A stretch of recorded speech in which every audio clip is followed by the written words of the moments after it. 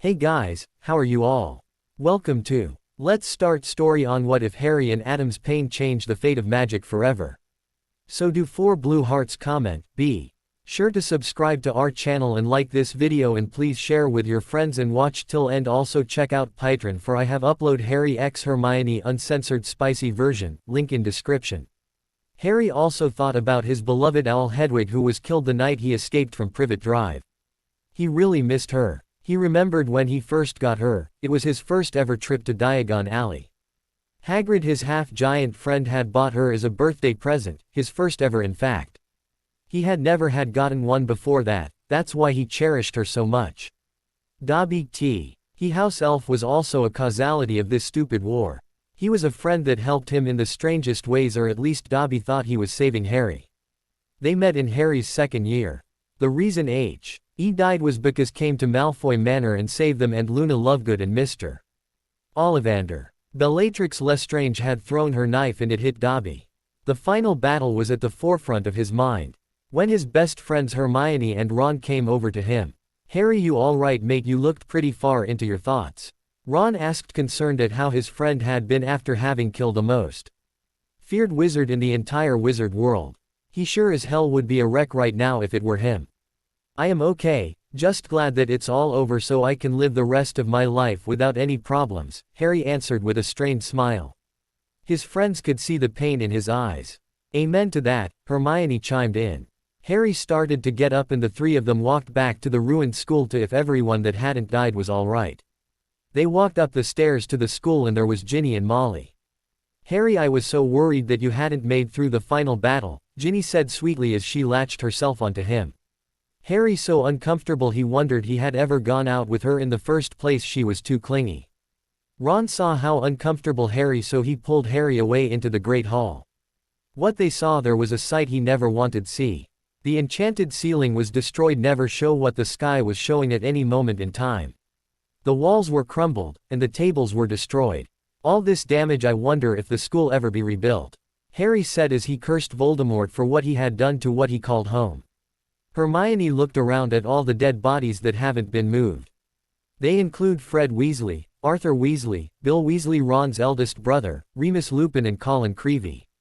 Those were just among the friends and family of Harry, Ron, and Hermione. There were many more deaths, but they didn't know them. There was one death that stood out in Harry's mind, and that was Severus Snape, his potions teacher. He was one that helped him throughout the past year. First he sent him Patronus, Witch-a-Doe, out to help him. It helped him find the sword of Gryffindor so he could use it on the Horcruxes. He then gave him memories to help him find out more about how to defeat Voldemort. For that he was grateful to the man. He was pulled from his thoughts again by Mrs. Weasley. "Oh Harry dear, I do hope you are all right and that you will stop by The Burrow after all this so you can relax after all of this. You need it. We can get back together, Harry, since the war is now over. Isn't that great? After all, you said you trying protect me, but now it's all over so we can get back together," Ginny said sweetly through Harry found it revoltingly sweet. "No, we are not getting back together. I don't even know why I went out with you in the first place. Get off my case. Harry, don't talk to my daughter like that now. Apologize," Mrs. Weasley said sternly. "He doesn't have to do that, Mum. He is well within his right to lash out like that. He has been through a lot and Ginny's been bugging him for so long to get back together with him. All she wants is to be with the boy who lived, not Harry," George said as he had come over in the middle Harry's rant. "That is not true. I love Harry," Ginny whined. "Sure you do, Ginny. That's why you read every book on him every night as a bedtime story. You never took the chance to get to know real him," Hermione said with a disapproving look. "If that's what you all think of me, then I am leaving the wizarding world never to return," Harry stated matter-of-factly, and he left. Hermione, Ron, and George understood why Harry had said this. It was too much for him and he had enough. He needed a break, especially after that last year. The 3 followed him out with Molly and Ginny calling after them. They had just ignored them and kept walking. "Harry, wait up. We want to go with you. We don't think of you like that. We are your friends," Hermione said, causing Harry to stop walking and nod his head. "Well, first I have to go to Gringotts and see my money situation for our leave," Harry said, and they went off the grounds to Hogsmeade Station and apparated from there to Diagon Alley. Oh oh oh oh oh oh oh oh oh oh oh oh oh oh oh. They landed in Diagon Alley. It was bustling as usual now that the war was over, everything was back to normal. The four walked down to the big white building that was Gringotts at the other end of the alley. When they walked in, all the goblins were hard at work restoring the bank, but some were working at the booths, so they walked to one and Harry said, "Excuse me, I was wondering if I could sort out my financials before we leave the country." Quote, the goblin said, "Mr. Potter, we've been expecting you come this way to see the director." Harry gulped and wondered if they were trouble. They walked after the goblin. Oh oh oh oh oh oh oh oh oh oh oh oh oh oh oh oh oh. They walked into an office that was big with a big marble desk and white walls. "Here is Mr. Potter and his friend's director Ragnarok," the goblin said. Ragnarok looked up and motioned for the other goblin to leave. "Mr. Potter, I know you are apprehensive about being here after the last time. You do not need to feel that way. We were in a war and understand that you needed to stop here to get something so you could defeat the Dark Lord. As to why you are here, how may I be of service?" Ragnarok said. "Well, I was wondering I had any estates out of the country because I want to leave," Harry said. "Mr. Potter, have not heard your parents' will?" Ragnarok asked. Harry shook his head. Ragnarok was furious at this and left the room to find the will. "Harry, you never heard your parents' will?" George asked. "No, I never. They even had one," Harry said. Ragnarok came back in. This time he was carrying the will. "I am assuming you never heard Sirius Black's will as well, am I correct?" Ragnarok stated. "No, Dumbledore said it wasn't safe me to be out of Aunt's home," Harry said. Ragnarok was very angry at this answer. "Well then, shall we get started? According to your parents' will, you supposed to read this first." He then handed Harry a piece of paper that read, "Dear Harry, if you are reading this letter, it means that we are no longer with you, and for that we are sorry. We hope that you having a great life and are growing into a handsome young man and are playing pranks on people, Dad. Now there is something that we need to tell you. It may be a shock, but you have to know. You have a brother and his name is Adam. He was a year younger than you. He was taken from us when he was born. We didn't even get to take him home so he could meet you. Someone took him from the hospital we were at. We can only assume it was Dumbledore because he was the only one who knew about him besides Remus and Sirius, and we know they wouldn't do that to us. We are sorry you had to find out this. Why we just hope you find him. We are not sure where he is. We can only assume he is not in England. It wouldn't be that easy to find him. Sirius may know, or Remus, because they promised us they would look for him. Just remember that we love you and are always with you." They could not believe it. Dumbledore split up a family. They didn't think he could sink so low. "Would like to hear your parents' will now?" Ragnarok asked. Harry nodded and Ragnarok opened the will. The faces James Potter appeared. "I, James Potter, being of sound mind and body, hereby declare all wills before to be null and void. If Lily and I die together, we bequeath the following. To my dear friend Remus I leave 1,000,000 galleons, and I want you help raise Harry and find Adam. Also you both should make Dumbledore pay for breaking this family apart. To my brother and everything but blood Sirius I leave you my son Harry, and help Remus find Adam. To my son Harry I leave you and Adam, when you find him, everything else, the estates and the vaults. The title of Lord goes to you, Harry. We ask that he receive his inheritance on his 14th birthday. Harry, your mother also leaves a job to you. Your mother's family was rich, make sure Petunia gets her share. To everyone else, do not trust Dumbledore, he is not as on the side of the light as he claims to be. Harry is not to leave the magical world if we die, although we mended things with Petunia and Vernon, they will not understand what has happened to us enough to explain it to him." The image of James disappeared. Harry was in shock. The Dursleys and his parents were on good terms before they died. He wondered for a second why they hated him so much, but he came up with one conclusion: Dumbledore. He messed up his chance to have a family, though he was supposed to. Sirius. Clearly that didn't happen either. "Harry, are you okay?" Hermione asked, worried about him.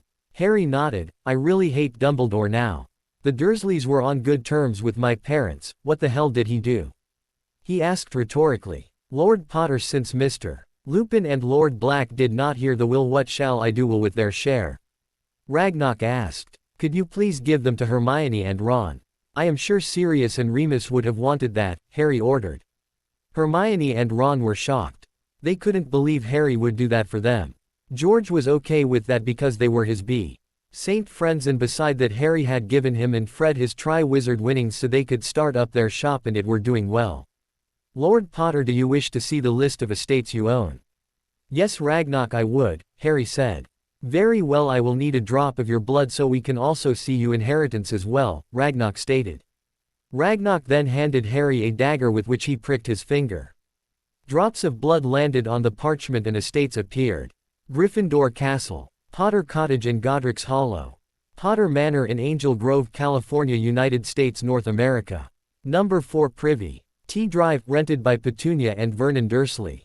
Inheritance, Gryffindor, paternal. Ravenclaw, maternal. Evans, maternal. Potter. Wow, I had no idea that my family is related to 2 of the founders of Hogwarts. I thought my mum was a Muggle-born, Harry said in shock. The Evans line is an old one. There were a lot of squibs in the family, leads me to believe that your brother is one if he never got a letter. As it is, the Evans line has an account set for your aunt in the Muggle world. Have one more matter to attend to, the reading of Sirius Black's will. Ragnarok said, handing Harry the paperwork for the account opening the will. The face of Sirius appeared and said, I Sirius declare all wills before this to null and void. I Sirius Black, being of sound mind and body, bequeath the following. To Renews Lupin I leave 1,000,000 galleons. For Merlin's sake get a new wardrobe. To Hermione Granger I leave 1,000,000 galleons on the condition she does not use it all on books. Only 10% of can be used for books. Go wild Hermione. I also leave you my collection of books at Grimmauld Place. To Ron Weasley I leave my chess set. Yes, I played chess. What do you think I did being cooked up in Grimmauld Place? There was nothing much to do. I also leave 1,000,000 galleons on the condition none of it go to your mother or Ginny. To Fred and George Weasley I leave 2,000,000 galleons to use for you shop. This world needs a few laughs.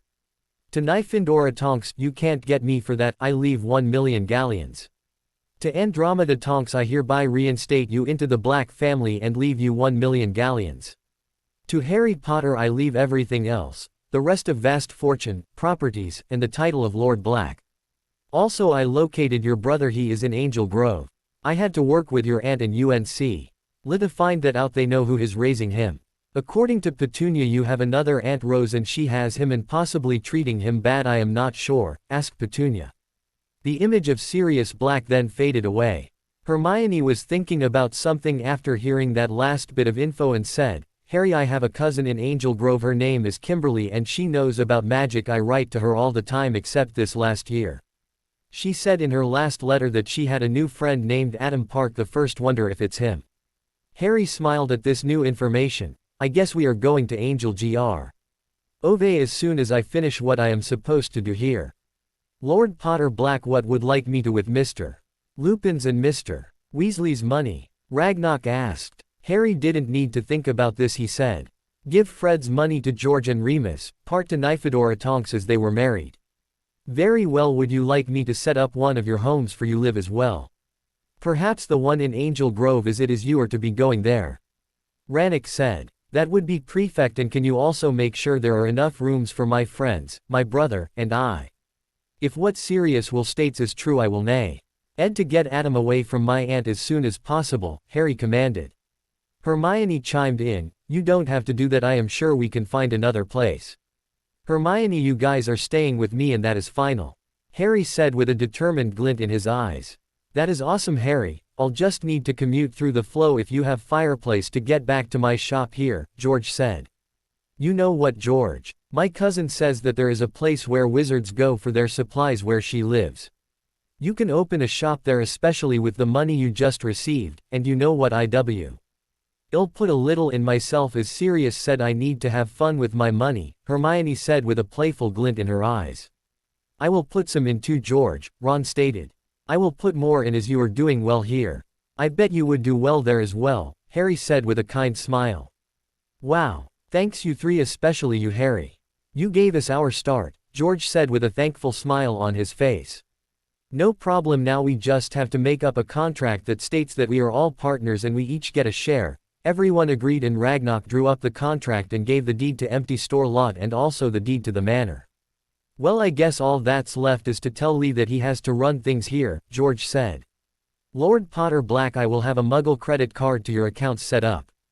So you have better access to it, and I will put also some in a Muggle bank so you can use your money in the Muggle world as well, Ragnarok stated, and called a goblin in to put the order in for the four of them. The goblin left to as he was told. Ragnarok, will you be my account manager for all accounts? Harry asked. Ragnarok said, it would an honor, sir. No wizard has ever asked a goblin to do that. Quote, well, you proved to be trustworthy to my parents. I am sure you manage my other accounts as well, Harry stated as the goblin came back in with 5 cards. What's this card for? Harry asked as the goblin handed him 2. That one is for the brother of Lord Potter Black, and it has a spending limit as he is still in Muggle High School until he reaches 18. The limit will stay. You will set the limit, Ragnarok explained. Then he bowed and left. I need to go back to the burrow and get the rest of my stuff, and if you don't want to come, Harry, I understand, Ron said. Hermione and I will both go with you so you don't have to deal with your mother alone, Harry said, and they walked out of the bank and into the alley. George went to Weasley's Wizard Wheezies to talk to Lee, and Harry, Ron, and Hermione went to the burrow. Where the hell have you been these last few days? You were supposed to be here doing the chores I gave you. If you pull your weight around here you are gone, Rose scolded. Adam had been at the power chamber for the past 2 days, as it was called now since the command center blew up. Tommy, Rocky, Kat, Tanya, and himself had gotten new powers from the Zeo crystal. They also had to deal with King Mondo's first assault on Angel Grove. You guys are unrealistic of all the chores you give me. I can't do everything. I have school, homework and baseball, Adam stated. You know, we didn't have to keep you, we could have left you out in the cold. All we want is for you to do the chores, Sam Park said as he entered the room. You know what, I wish I had other family because you guys suck. Adam said, and he ran upstairs. He was going to pack another bag and go stay over at Rocky's. He always stayed over there when he fought with his aunt and uncle. When he was done he climbed out his window and down trellises. He didn't want answer questions as to where he was going.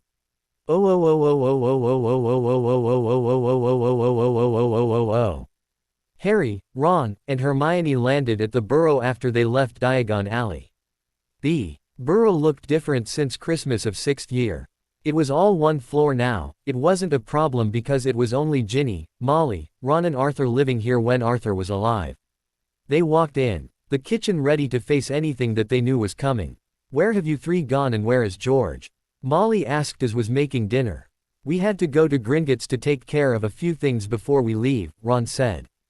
Just where do you think you are going, Ronald? You are not allowed to leave this house, and I am sure Harry and Hermione don't want to leave, Molly scolded her youngest son. Actually, Mrs. Weasley, it was my idea, and Ron, Hermione and George are coming with me as they don't agree with you in wanting me to marry your daughter. I never wanted that, Harry stated as Ginny walked in. Harry, I thought you liked me. I thought we were going to be married, Ginny whined, and Harry cringed. He again wondered why he ever dated her in the first place. We were never going to get married.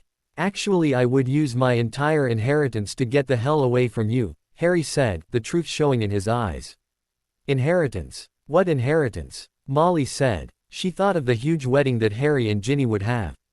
And Harry of course would pay for it all. Harry would come around eventually and see he and her daughter was a perfect match. Not that it's any of your business, B. Harry inherited most of his parents' assets, properties, money, not to mention the title of Lord Potter.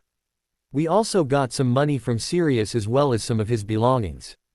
Harry has also been named the Sirius heir, so he gets most of the money, properties, and he also the new Lord Black, so he also decides if some beneficiaries are dead who gets what or if it goes back in the vault. Ron, George, and I got some of it, Hermione explained, though begrudgingly. Ron, if you got something you will share it with us, understood? Molly commanded. Greed was dancing in her eyes. Sorry Mum, but Sirius stat. Ed in his will that was to give you none of the money I have received, and neither will George, Ron said happily. He liked the fact that his mum couldn't have any of the money he received. It doesn't matter. Once Harry and I are married, I will be Lady Potter Black and I will get half of what Harry owns, Ginny said sweetly with a look of greed in her eyes. Harry had enough of Ginny, Molly and their plans for him, and he lashed out. We are not getting married, Ginny. Get it through your head. We are just here to get the rest of Ron's things and we are leaving the country. I want to get as far away from you as possible. Harry, Hermione, and Ron ran to Ron's room, and using magic they quickly packed up everything Ron owned. They then went to the kitchen where Harry was then accosted my Molly. Quote, Harry James Potter, you will not speak to my daughter like that now, apologize. Your parents would be so ashamed of you. Ronald, you are not leaving this house. Yes, I am mum and I am not coming back, And what gives you the right to judge what Harry's parents would think of him? Ron said, and they're apparated out. Go to the Dursleys.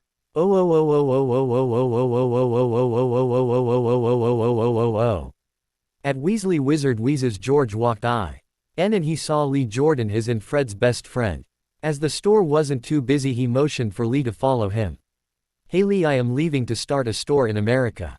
Harry found out at Gringotts that he had a brother there, so Ron, Hermione and I going with him. I also can't deal with my mother and Ron can't either, so the best way for us not deal with her or Ginny is that we leave, George said. Okay, but will you come back here at all? Lee asked, hoping he would see his best friend from time to time. Yay, I will, so don't worry, we will see each other again, George stated, then hugged him goodbye.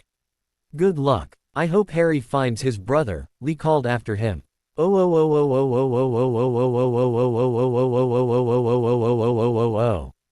Back in Angel Grove, Adam had walked up to Rocky's house and rang the doorbell. He waited a minute, the door opened and Rocky was standing in the doorway. He knew this was coming, especially after how long they were gone. Had another fight with your aunt and uncle, Rocky stated. The fights were becoming more frequent now. Rocky just wished Adam had somewhere else to go, but his parents and him didn't mind Adam coming and staying over. Yay, this time it was about how long I've been gone and got done and how underappreciative I am of them, Adam said. Well, come on in, my parents aren't home right now, but I am sure can stay with us tonight, Rocky said as they walked up to his room.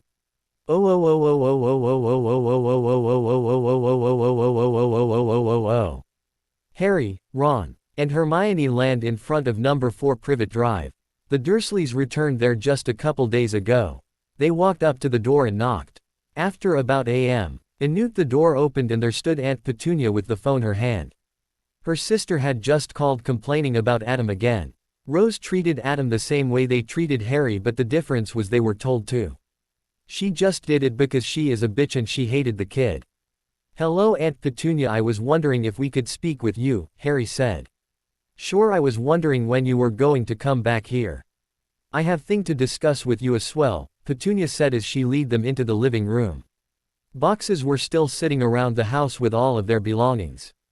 Aunt Petunia, we could help you with unpacking by using magic if you want, Harry said, wondering if they still hated magic or was that because of something Dumbledore told them to in the letter he found out he arrived here with that night nearly 16 years ago.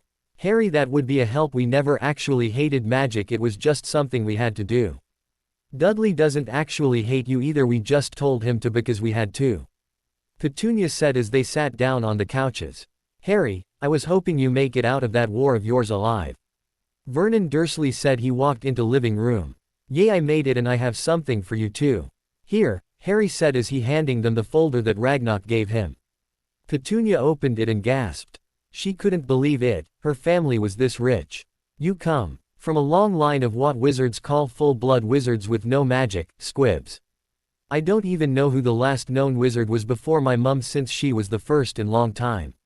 My mum had set up an account here in the Muggle world for you so you could some of the money. She felt bad that you could not go with her to Hogwarts, Harry said. Petunia had tears in her eyes. Her Lily, whom she loved more than anything, had taken care of her by giving some of the money she had. She just hoped Rose didn't get any, but if she did, it would been for Adam's care. She composed herself and told Harry what she needed. Tell him. Harry, I am sure that you know that you have a brother. I am sure that your mum would have told you in her will. Well, he is in Angel Grove and my other sister, Rose, has him and is abusing almost as bad as we did you, and I wanted you to know how sorry we are. Well, anyway, she calls me every day complaining about how he is not pulling his weight around the house. I had just gotten off the phone with her. It seems your brother was gone for a few days and she got really angry with him and had left the house after he said that he wished he had other family because she and her husband sucked. She thinks he is staying with his friend Rocky, as he does that every time they fight and he leaves. I am afraid if he goes back there that he might get hurt, Petunia said with tears in her eyes. Harry could not believe it. His other aunt treats Adam the same way he was treated minus the beatings. Now he was really pissed off. Don't worry Aunt Petunia, she'll get what's coming to her. I say we scare her a little, then maybe think twice about harming my family in any way, Harry said angrily. Harry, there is one more thing. Rose told Adam that your parents didn't want him. After helping Aunt Petunia and Uncle Vernon finish unpacking, Harry, Ron, and Hermione apparated over to Hermione's old house to get everything she left behind during the last year. Harry was still fuming at what Aunt Petunia had told him. He couldn't believe his Aunt Rose had told Adam that his parents didn't want him. How despicable can you get? She was really in for it when he got to Angel Grove. They landed in Hermione's backyard. Hermione thought it looked like a mess. No flowers were blooming in her mum's garden like the way they used to. Hermione used magic to make the yard look nice. Now the yard looked freshly mowed and the roses were back as well. Hermione thought it looked presentable since she was going to call a real estate agent anonymously to sell the house since she wasn't going to be living in the house anymore and her parents were still in Australia. Hermione decided to leave them there because it would be hard to adjust back to the way things were before she obliterated them. A tear rolled down her face in the thought of her parents and the fact that they didn't even know they had a daughter once. She knew it was hard, but they were happy and Hermione still had family in the States, so she would not be alone. She also had Harry and Ron and they were like her brothers. They went inside the house and looked around. The kitchen looked the same, the walls were still cream-colored and still an electric stove on one of the walls which hadn't been used since the night she left to fight this war. The floor was tiled in white and brown. The living room had white walls, but this time there were no pictures anywhere, even on the mantel above the fireplace. The floor had blue carpet on it. She paused to think of all the fun holidays she had in this house. The dancing and laughing were ringing in her ears as if it was yesterday. Kimberly and her family even spent holidays here, although that was a rare occasion because they lived in another country. Come on, my room is up the stairs to the left, Hermione said, and Harry and Ron followed her up the stairs. They walked down the hallway to her room and walked in. Harry and Ron gasped. They never thought she liked pink this much. Walls were a pale pink, the floor had a dark color pink carpet, and her bedspread was a lot of different shades of pink. The only things that weren't pink were the furniture that was all white. There was a desk, a bookshelf full of books she probably read. Harry and Ron wondered if the kids in her childhood called her bookworm like the students and teachers at Hogwarts. Harry looked on the desk, and there was an envelope on it with Hermione's name on it, but only her name. He picked it up and walked over to her closet where she packing the rest of her clothes into her truck that she would when she was done, and handed it to her. Hermione took it and opened, saying, "Thanks Harry." She read it. "Dear Hermione, I haven't heard from you in a long time. I am starting to think that you died in that war of yours. Well, everything is fine with me. I went down to Florida to train for the Pan Global Games, but the training was too intense, so I returned to Angel Grove. But since my mum and her husband live in Paris, I am living with my dad. It is hard to though, because dad was the competitive one of the family and he keeps telling me that I should go back. Well, anyway, I have been back and everything is normal, but wish that wasn't the case, especially in Adam's case. I think he hiding the fact that he has actually been hit by that uncle of his. My friend Rocky told me this because he says Adam goes into the bathroom stall to change after baseball practice and gym.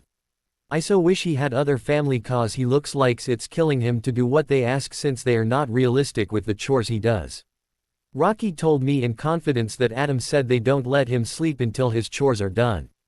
He comes to school totally exhausted every day, so I know it's true. I wish I could help him. Right back soon. Love, Kimmy." Hermione laughed at the name she put there. Hermione was the only one called her that. Then she remembered what Kim said about Adam and gave the letter to Harry to read. Harry read the contents of the letter and was even more furious than when he got there. "Harry, I know you are mad, but there is nothing we can do until we get there, so could you please calm down?" Hermione said, a little scared because she could feel the magic rolling off of him. Harry seemed to calm down too quickly. It was obvious to Ron and Hermione that he was still angry. "What's going on, mate? What did you read?" Ron asked and wordlessly handed the letter over to Ron. Ron read the letter and his face seemed to go redder than his hair. "Your aunt was wrong, he is getting beaten, bloody hell," Ron said angrily. Ron, I don't think Petunia knew about that, otherwise she would have told Harry, Hermione stated rationally. You're right, she didn't seem to want to keep anything from Harry. Ron said, calming down. Hermione, write to your cousin and send it magically. Tell her about me, I don't care, but tell her not tell Adam. I don't want Rose to find out prematurely about me, Harry said.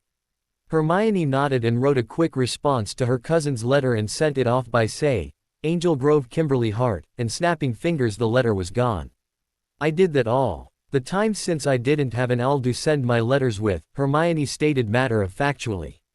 Right, let's go meet George so we can get out of here, Harry said, and they apparated out to Diagon Alley to meet George.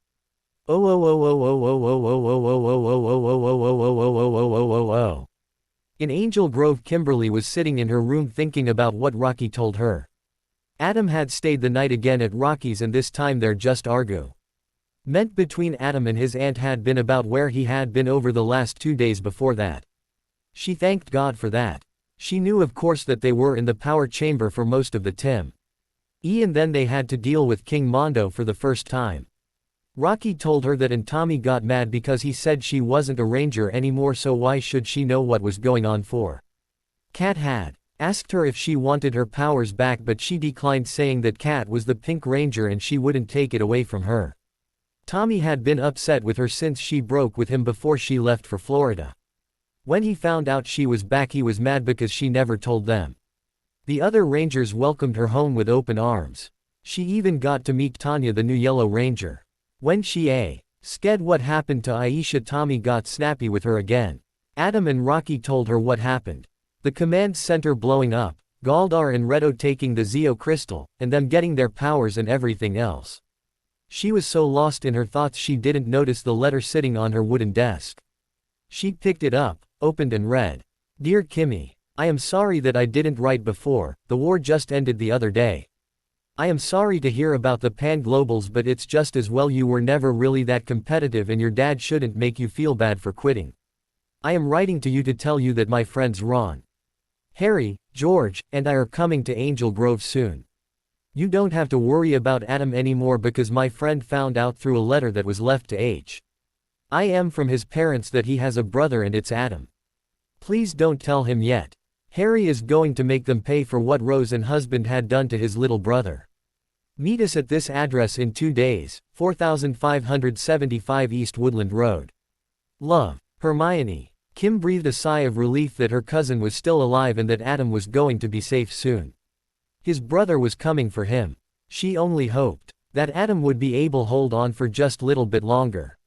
The next day Harry, Ron, Hermione, and George had landed in what looked like the living room of the manor via portkey provided by the goblins at Gringotts. They looked around. The goblins had said it was fully furnished, and from the looks of it they were right. The manor had a living room, a kitchen, 4 bathrooms, and 5 bedrooms.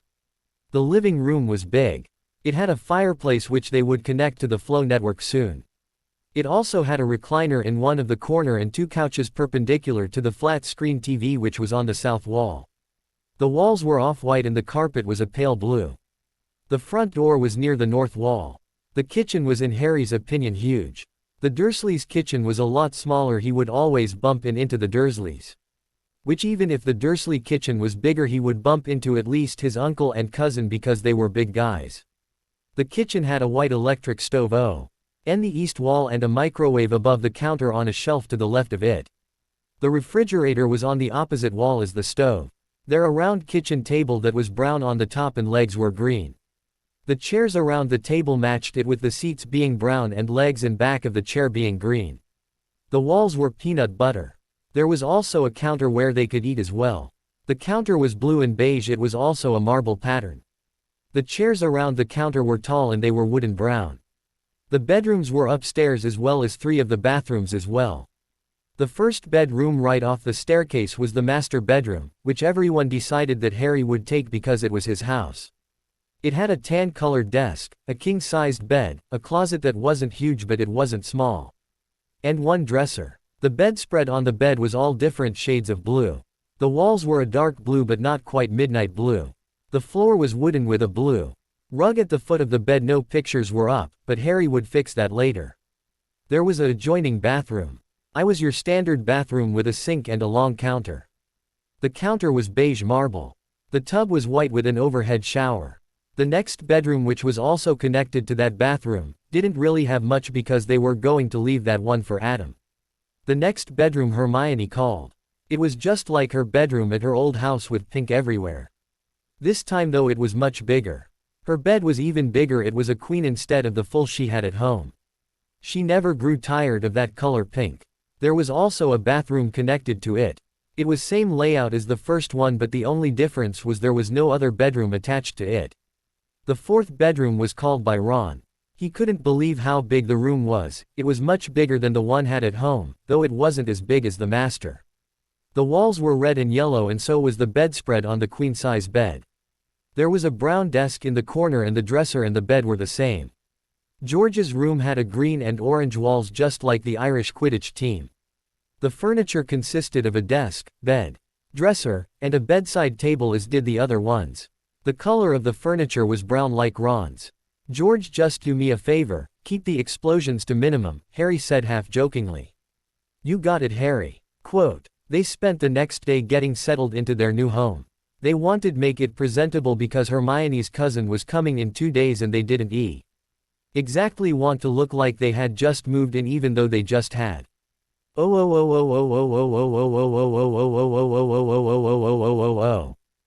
days later, Rocky was walking on Adam's street away from his house. He had to make sure that Adam got home okay after their day at the batting cages. Since school was over for the summer, Rocky and Adam would go to the batting cages almost every day. That was to train for the baseball season in the fall. That is what I get from the show, that season is in the fall. Rocky had to walk Adam back to his house because Adam was almost dead on his feet because of his late night of chores. Again, Rocky had tried to get Adam to come over to his house to stay again, but Adam refused, saying that they would probably kill him if he did stay over again. Adam laughed it off as if it was a joke, but Rocky knew better. He was just trying to hide the fact that he was afraid of going back. At least King Mondo and Queen Machina have given them a break for the last 2 days. After the second battle, Adam nearly fell out of his Zord in the holding bay because he was so tired. Rocky had insisted right then that Adam was coming home with him to rest. Adam had almost declined, but Rocky put his foot down, saying that he really needed the rest. Adam reluctantly agreed. That was 2 days ago, and now Adam was tired again because Rocky let him go home again. He mentally kicked himself because of it too. Rocky was so far into his thoughts that he didn't see Kim coming in front of him until he ran right into her. Oops, sorry, Kim, I didn't see you there, Rocky said stupidly. It's okay, Rocky won, I'm just on my way to my cousin's house. Well, her friends own it, but she and 2 others are living there also, Kim said. She wasn't sure if she should tell Rocky about Adam being Harry's brother. Okay, well, I will see you later, Rocky said as he walked off, but Kim called after him. How is Adam today? Kim asked, concerned. He was tired, they kept him up all night again, Rocky said through his teeth. He was so mad. Adam came out of his house looking like he was going to collapse. He tried talk Adam into doing something else, but he didn't want change their plans because he was tired. In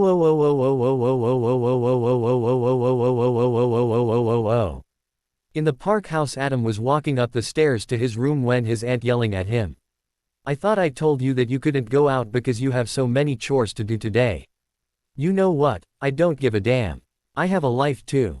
So get over it. I am going upstairs to sleep, Adam said, was getting fed up with everything. You are not going anywhere, you are going outside to do your chores. Sam yelled as he pulled Adam by the collar, dragged him through the kitchen, and shoved him out the back door, then slammed it shut. Whatever, Adam said as he tugged his collar at the front of Hi's shirt to get the choking feeling out of his throat, and he begrudgingly got to work when his communicator went off. Shit, he said, and he answered the call.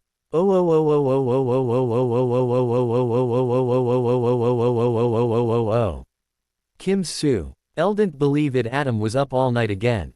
Rocky had only ever told her about the suspected abuse Adam suffered. He felt that no one else would understand. Well, Aisha did, but she was gone. Rocky made her promise not to tell anybody. She agreed, knowing if she told and Rose found out, Adam would get in so much trouble. Not that she would, Tommy as he was probably wouldn't believe her anyway. Tommy had once been nice to her and when they dated he was the sweetest boyfriend ever. That was until she broke up with him, then he turned into an asshole. All her other friends wrote to her while she in Florida, even Kat, and she didn't know her that well.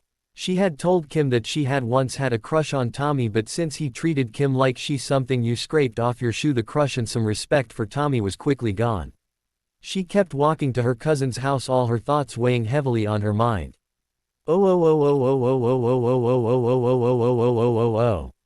At the power chamber, Kat, Tanya, Rock, and Tommy were waiting for Adam to show up.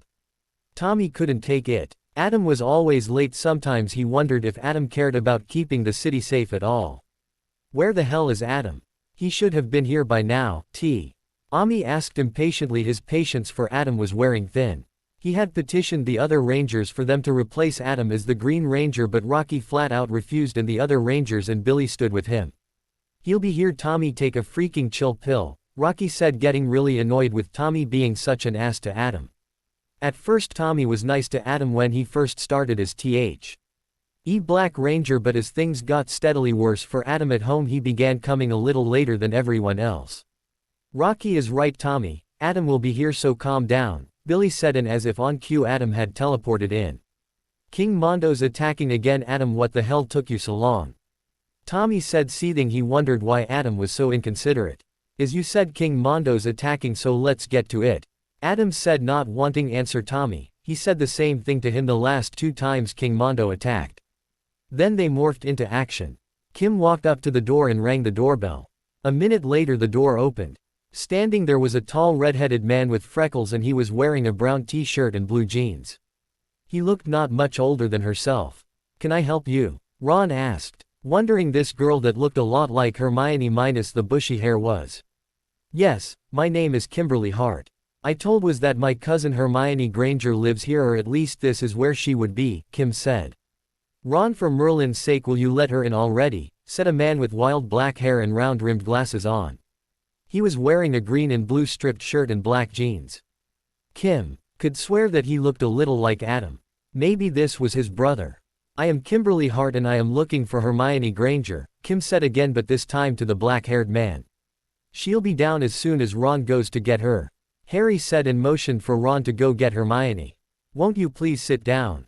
I am Harry Potter, by the way, Harry said, holding out his hand for her to shake, and she did so. Soon after she sat down, footsteps could be heard coming down the stairs. Hermie, Kim said excitedly, and they hugged. Hermie was Kim's nickname for Hermione. She just didn't write that in her last letter because she thought it was too serious for that. Kimmy, how have you been? Hermione said as she let her cousin go. Hey, how come you hate it when I call you that but you let her do it? Ron asked, offended. Because Ronald, you annoy me and she is my cousin and I like her better than you, Hermione said half jokingly. Harry, George, who had come down with Hermione, and Kim laughed. Ron just pouted. Kimmy, this is my friend George. Harry and Ron, you ready met, Hermione said, and Kim held out her hand to George, who took it. Nice to meet you, George. Are you Ron's brother? You two look somewhat alike, Kim said as shook his hand and then let go. Yay, but I'm the better looking brother, George said jokingly. Everyone but Ron laughed again, who was offended again. Kimberly, you're welcome to stay for a little while if you like. You and Hermione can catch up, Harry offered. Thanks, Harry, but I must get going, but I will come back tomorrow. Hermione, can I get your number? Kim said, and Hermione wrote down her number and gave it to Kim, and Kim waved as she walked over to the front door and left. She wasn't sure if she should tell them about what Rocky had told her about Adam. She didn't want to make Harry angry after just meeting him. She will soon wish she had told him. 2 hours later, Adam was dragging his feet up the walk in front of his house. He was so tired, especially after the battle that just happened. He also exhausted because Tommy had given the 3rd degree about him being late again. Adam sometimes wished Tommy would to hell and leave him the hell alone. Tommy used to be a friend to him, but when the beatings started to get worse about 3 months ago, Adam had started coming late to meeting and such. Tommy always asked him why he was late, but Adam wouldn't answer him. Their friendship had downhill after that. Tommy had asked him once if he was still committed to being a ranger. When Adam said yes, Tommy had said he sure wasn't acting like it. Billy had told Adam about the petition to find another ranger to replace him. Billy also told him that nobody agreed with Tommy, not even Tanya, and she had just started to be a ranger. Oh, she didn't know the extent of the whole falling out between Adam and Tommy. That was the last straw. After that, Adam only communicated with Tommy when absolutely necessary. He walked up to the door and opened it. As soon as he did, though, a hand grabbed him by the shirt and he was pulled in. "Where the hell were you? You were supposed to be outside doing your chores." Sam screamed at Adam. "I had to go out for a while. I am back now, so don't have a cow," Adam said. He knew that was the wrong thing to say, but he didn't care, he just wanted to go to bed. "What did you say to me? You ungrateful little brat," Sam yelled and started to beat Adam. "What the hell did the ungrateful brat do now?" said Rose as she walked into hall of the house from the kitchen after hearing the commotion. "He left Aga in after I put him outside to do his chores, and now he is giving me lip," Sam said as he continued to beat Adam. Rose motioned him to stop so she could get Adam to listen to her.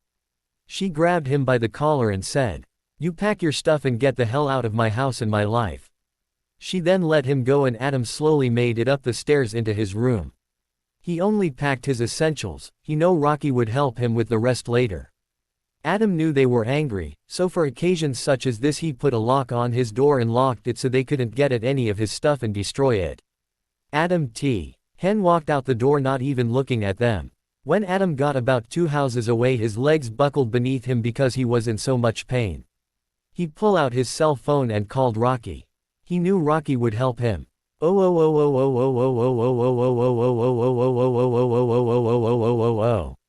Rocky was sitting in his room watching the baseball game that was on when his cell phone rang. Swearing, he picked up and looked at the caller ID. It was Adam. Oh, what hell did those assholes do to him now?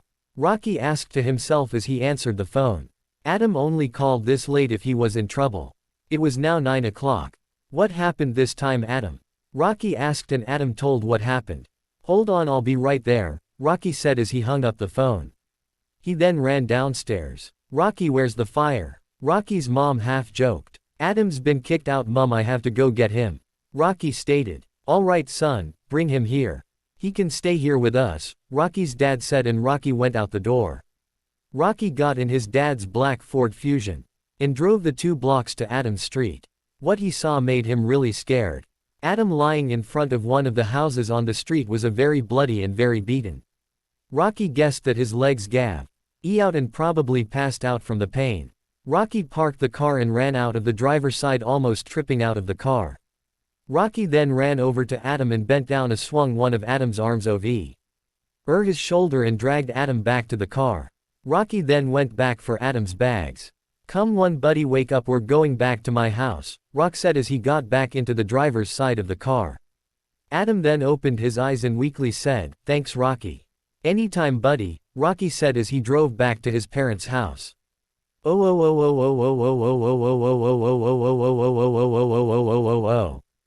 car pulled into the driveway of a white 2-floor with a black door. The shutters around the windows were black. The number on the house was bronze. Can you walk on your own or do you need help? Rock asked Adam, very concerned about him. No, I am fine. Adam somewhat lied. He didn't want Rocky to fuss over him more than he already had. Rocky knew that Adam was lying, but him let be for now. Rocky got out of the car, grabbed Adam's bag and walked in the house with Adam staggering though the door behind him.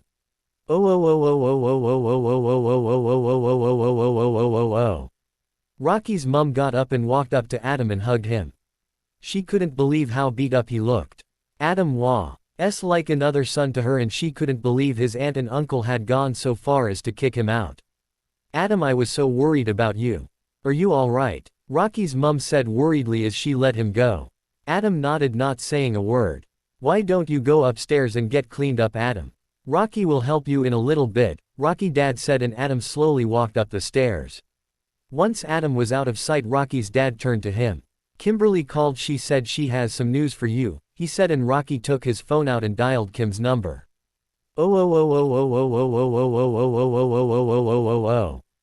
Adam walked into the bathroom. He was so mad. He wanted to get out of that house, but he didn't want to be kicked out and be a burden and have to call Rocky to help him. He cleaned the wounds that were opened, but he would have to get some ice for the bruises. Adam was glad of one thing, that none of his ribs have not been broken.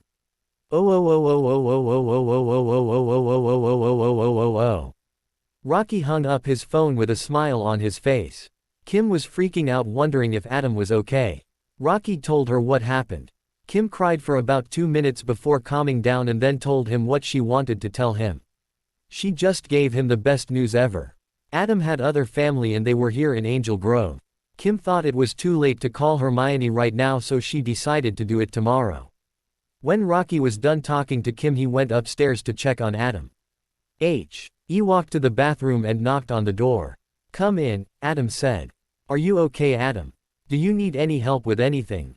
Rocky asked as he opened the door, concern for his best friend clear in his voice. Adam was more like his brother than his best friend. They had been friends since kindergarten. It took Adam all the way until 5th grade to open up about the abuse. Adam thought Rocky wouldn't want to his friend if he found out. That was clearly not the case here. Rocky just decided to help him out. "I am fine, Rocky, I'm almost done," Adam said, and Rocky nodded and left the room. Adam put the medical supplies in the cabinet and walked out of the bathroom and into Rocky's room. The room itself was big but not huge. It certainly was bigger than his room at his aunt's house. It had light blue walls and a wooden floor. Rocky's bed was in one corner. It had a plaid blue and red bedspread. In the other corner was another bed for Adam. They put another bed in Rock's room because Adam stayed over all the time, just get away from his family. It had the same bedspread on it. His brown desk was in the middle of the beds under the window. His dresser was in his walk-in closet. Adam thought it was weird that Rocky had a walk-in closet, but he never voiced it. The TV was on the opposite side of the room on a TV stand. The TV was a 27-inch flat screen. It was perfect for watching games on, which Rocky was probably doing up until Adam called. Adam now felt bad because Rocky probably missed the end of the game. "I know that look, Adam, and you can't stop because helping you is way more important than some silly game. Beside, we can check the scores later on the computer, right?" Rocky stated, trying to get Adam out of his "I feel bad" attitude. "You're right, but I hate interrupting your lives," Adam admitted solemnly. "You're not, and things will get better for you, I promise," Rocky said, knowing Adam would ask how, but Rocky didn't think he should tell him yet. Harry was sitting up in his bed thinking something must be wrong. He also knew it had something to do with his little brother and his aunt. It was now 2 o'clock in the morning. He wondered if Adam would be all right for the night. He just couldn't shake the feeling, so he decided to do something about it. He got out of bed, changed into some clothes and walked out the room. Hermione woke up at the sound of Harry's footsteps. She knew Harry couldn't sleep knowing that his brother was in a bad situation, so she resolved to help him out because she knew that Rose would be in big trouble if Harry got a hold of her. Hermione quickly dressed and headed out of her room. She caught Harry on the stairs. "Harry, I am going with you," Hermione stated, no nonsense in her voice. "Fine, but we have to go now," Harry said, and with a pop they were gone.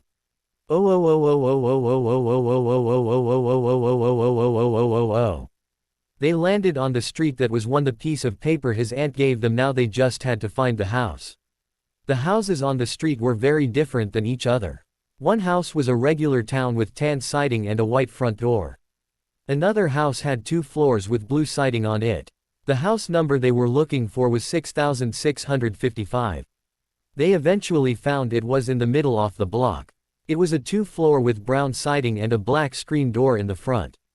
There were a lot of plants in the front, which Harry was sure Adam took care of, which made him angrier. They walked up to the cement walk and opened the screen door and tried to open the tan heavier door, but it was locked. Thank goodness for unlocking charms. First, they did a scan to see about any security system around the house. There was none. Stupid people, they both thought. "Alohomora," Hermione said, pointing her wand at the door, and with a soft click it was open.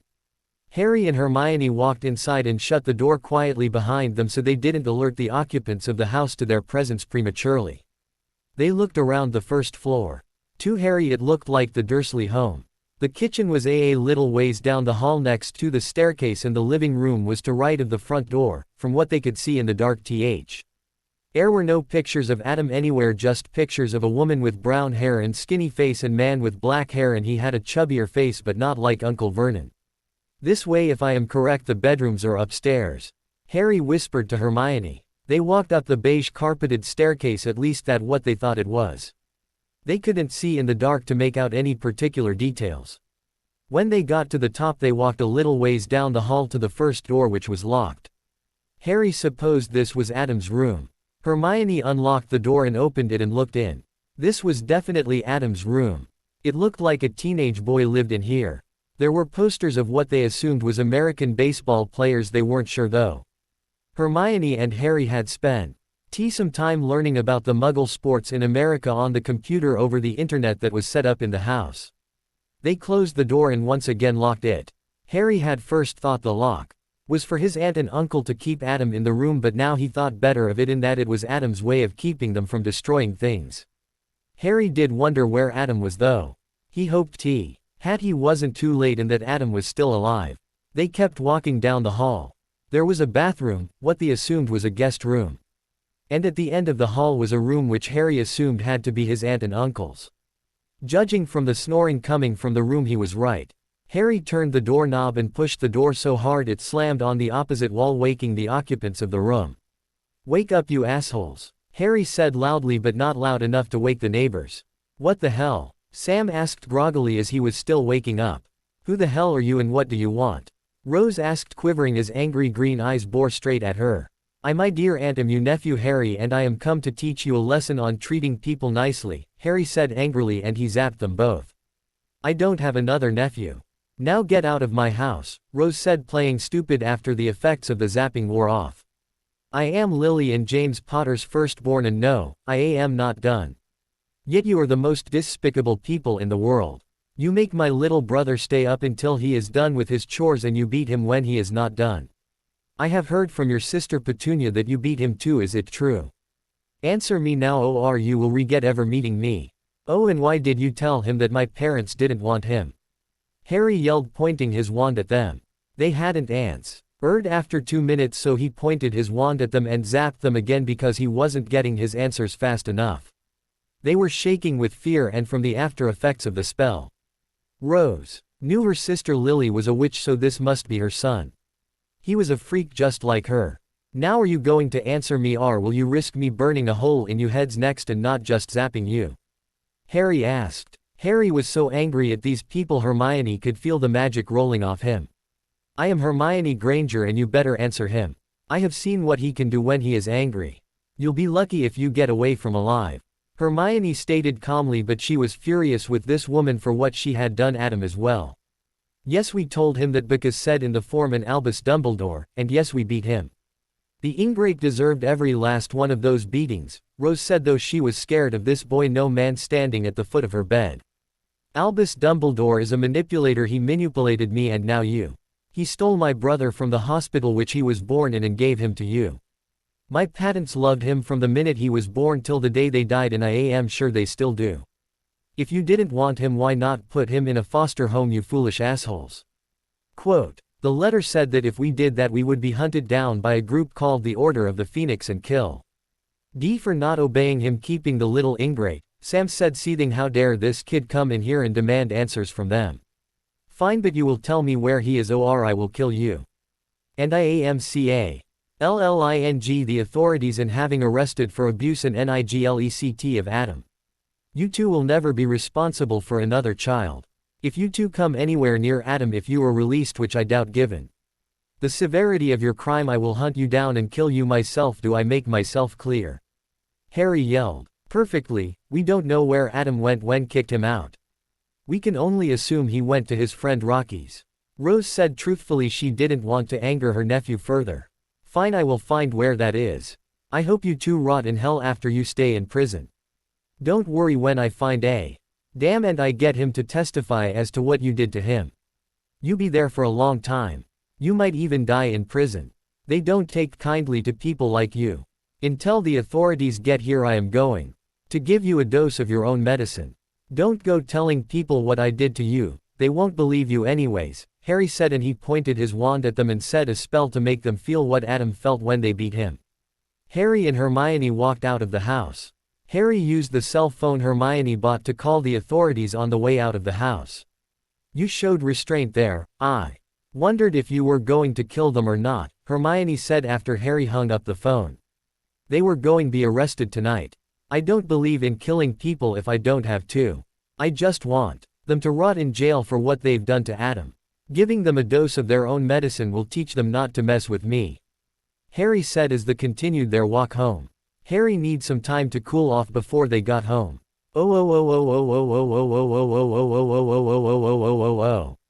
The next morning at Rocky's house, his mum was in the kitchen and his dad was in the living room watching the morning news. In other news earlier this morning a couple was arrested from their home for abuse of the minor in their care.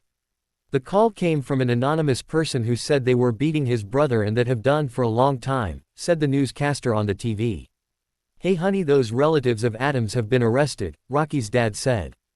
Are you serious? Rocky's mum asked disbelievingly. Yay, an anonymous tipper called the police earlier this morning, he said.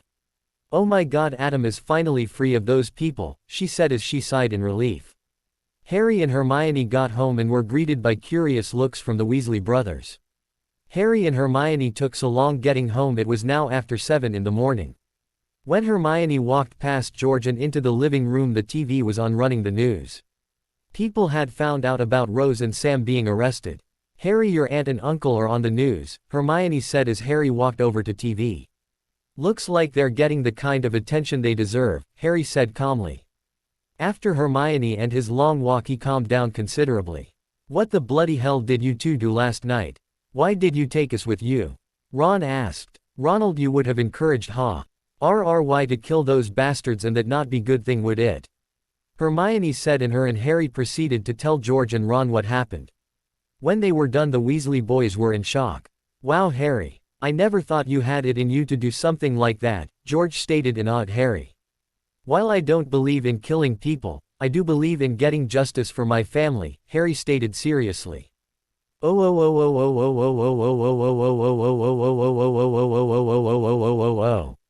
Kim woke up to her dad standing at her door. He had a look on his face that told Kim she better come with him. They got to the living room and Kim looked at the TV. She couldn't believe it. Adam's aunt and uncle had been arrested. Kim knew that Hermione and Harry had something to do with this and she couldn't be any more relieved than she was at that very moment. Kimberly, I know you know those people in some way. What is going on? Her dad asked. Kim wasn't sure if she should tell him everything, but she told him what she could. Dad, Hermione is here in town. She and 3 of her friends live in the manor on Woodland Road and I believe they had something to do with this because one of her friends is Adam's brother and those people were hurting him, Kim cried at the last part. Oh Kim, I am so sorry. I didn't know. When did Hermione get here? Your mother will want to know. They must have used their magic to do that, her dad said as he hugged and when they broke apart he pointed to the TV. The parks were twitching like they had been zapped. Kim laughed to herself. Harry probably did that. Kim was confused though. How did her dad know about magic? Dad, how did you know about magic? Kim asked curiously. Your mother told me that Hermione was going to a school to learn magic and that Helen was proud of her daughter, Kim's dad said. That makes sense. Aunt Helen was always proud of what Hermione had accomplished, especially if it was something impossible such as getting into magic school, Kim said as they sat down watched the rest of the news.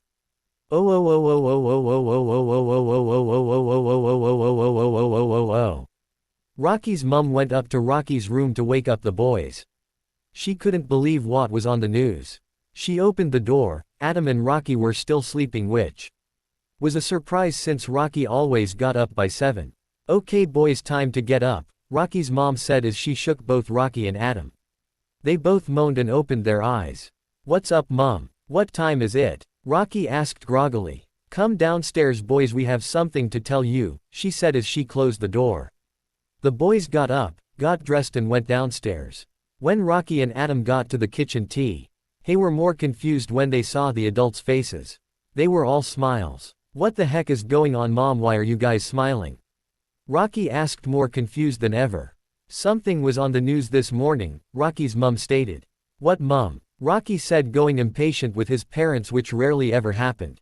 Adam, your aunt and uncle had been arrested earlier this morning, Rocky's dad said.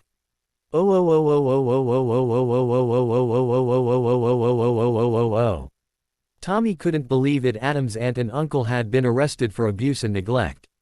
He only met them once and he didn't like them. He was hoping he was a bad judge of character. It seemed that was not the case. Now he knew why Adam was always late. It must have been hard to get away from them. Tommy felt like a real asshole. How could he treat Adam so poorly? No wonder why Adam never wanted to answer him when Tommy asked why he'd always be so late. Adam never spoke to him unless he absolutely had any more, and he deserved that. He didn't deserve to be a ranger.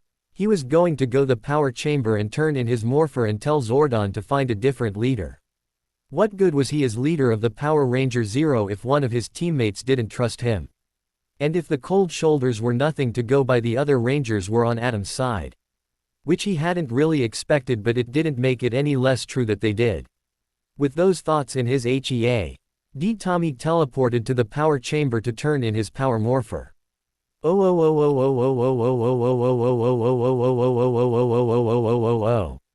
When Tommy landed in the power chamber, he thought it would be sad that this was the last time he'd be able to be here.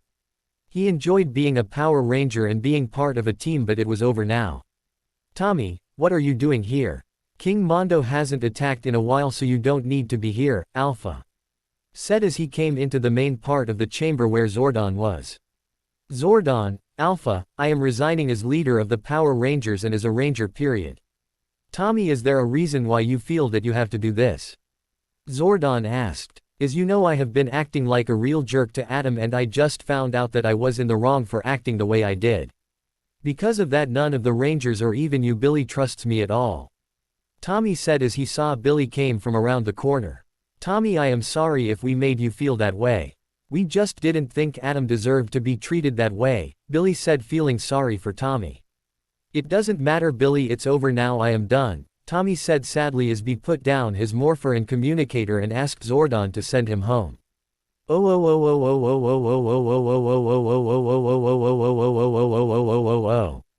You are kidding me, right? Adam asked in disbelief. No, Adam, and the person that turned them in claimed to be your brother, Rocky's dad said. No, that can't be true. I don't have a brother or any family, I am alone, Adam said as he ran out the back door right off the kitchen. That didn't go well at all.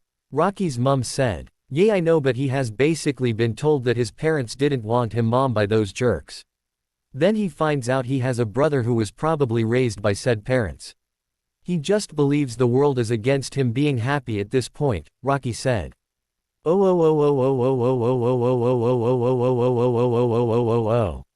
Harry had decided to take a walk after he watched the news broadcast this morning. Harry needed to clear his head. He honestly couldn't believe he outright said that his brother had been abused to the cops, and then it was on the news so the whole city saw it. Thank God they didn't mention his name. Now Adam was probably freaking out if he even saw the news this morning. Harry was about midway through the park when something hard slammed into him. It felt like a person. They both went backwards, falling on the pavement. Harry shook his head to clear his vision up. He couldn't believe what he saw right in front of him. It was Adam, his little brother, or at least he thought it looked like him. The kid had black hair and blue eyes. If Harry didn't know any better, those were his dad's eyes looking back at him. Adam obviously looked upset about something. Harry wasn't sure what. Adam couldn't believe he wasn't watching where he was going. He ran right into somebody. He had to clear his head to see straight. He saw a man not much older he guessed. He had wild black hair and piercing green eyes hidden behind Coke bottle framed glasses. I'm sorry, I wasn't looking where I was going. I hope I did hurt you too bad, Adam said as he ran off. That really was Adam, I am sure of it, Harry said as he paraded back to the manor to relay the news of what he saw to the others.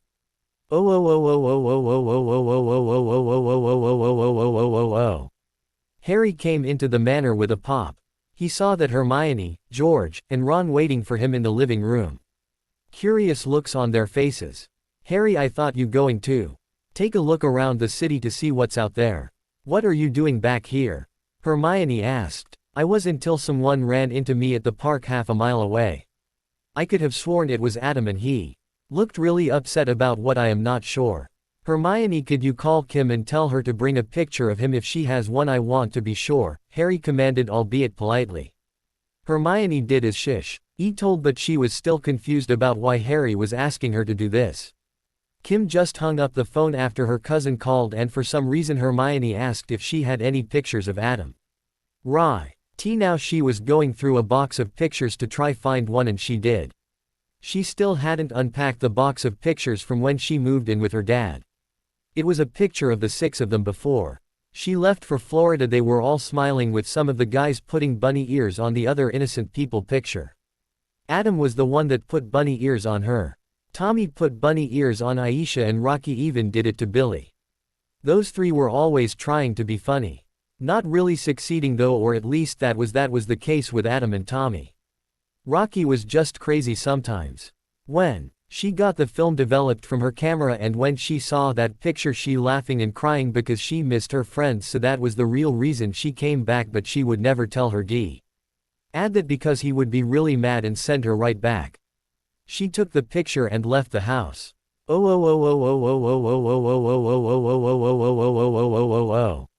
Tommy had decided to tell at least one of the Rangers that he resigned in person, so he chose to walk to Kat's house, and so both her and Tanya could find out first about what he had done. He walked up to a house that had beige siding, a white front door with the house new MBER in gold on the left side as you went in the house, and a deep brown mailbox under the numbers. Tommy walked up to the door and rang the doorbell. It took a minute for some to answer. It was Kat. He had on a dark pink shirt and a black skirt that came down to just above her knees. She had her hair up in a ponytail as well. Tommy, what are you doing here? Kat asked curiously. Are your parents home? Tommy asked, hoping they weren't.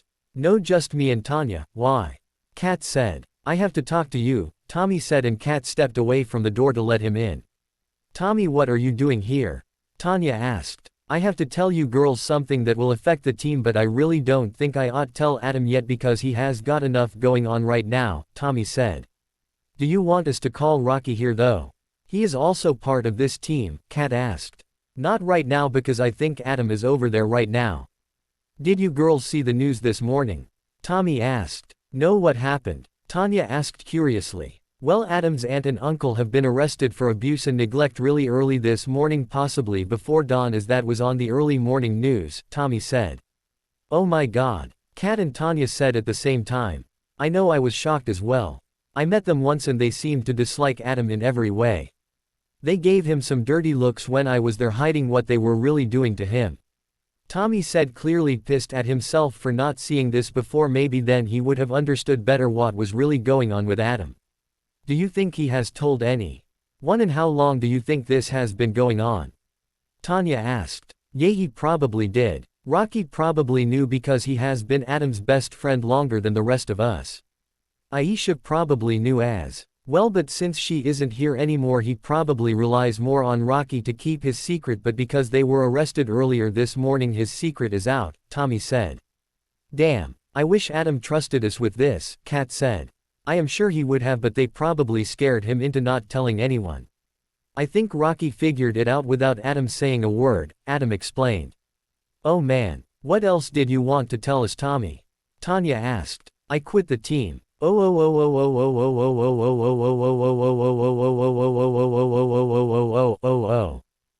walked on the block where her cousin lived when she saw a person running down the other side of the block.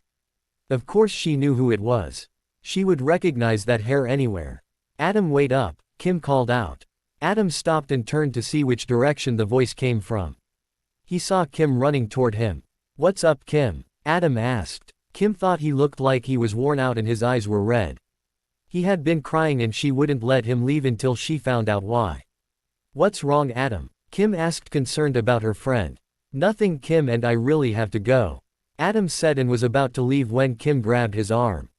Not so fast, mister. You are not going anywhere until I get some answers, Kim said, determined to find out what was wrong with her friend. Kim, I really don't want to talk, so will you leave me alone? Adam said, and then he ran off again, but this time she let him go. Because he seemed to really need to be alone. Kim then walked back up the block to the manor. She walked up to the door and rang the doorbell, Adam's sad-looking face still in her mind. The door opened and there stood Harry. Hi Kim, how are you? Harry asked as he stepped aside to let her in. I am fine, Harry, Kim said, sounding defeated. Oh no Kim, I know that tone in your voice, something's up. Now spill, Hermione said. I can't Hermy. Kim said, hoping her cousin would understand, and then she handed Harry the picture she brought with her. Oh shit, that was Adam. He looked a little more beat up than this though. Harry said as he scanned the picture.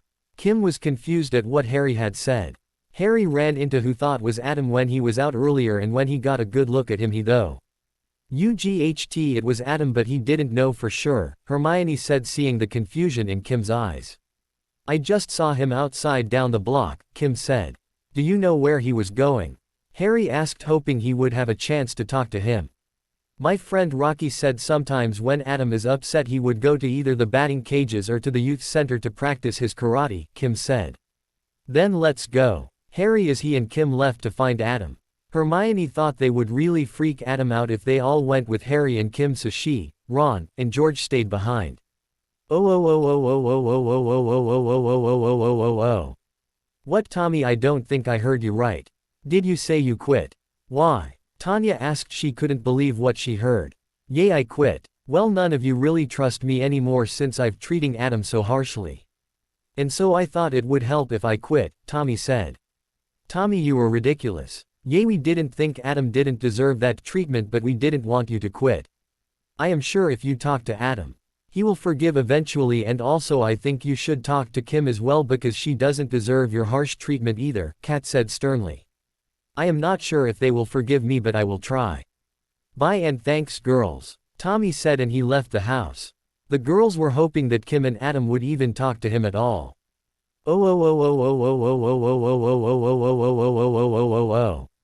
When Adam got to the batting cages and he saw nobody was there, he was relieved. He needed time to think, and hitting baseballs was the best way for him to figure things out, and man did he have a lot on his mind. First he finds out that his auntie and uncle have been arrested, and then finds out that he has a brother and that he reported it. The fact that he has a brother had to be a load of bull, because if that were true wouldn't he have been looking for him long before now, or did his parents not them him come sooner than this?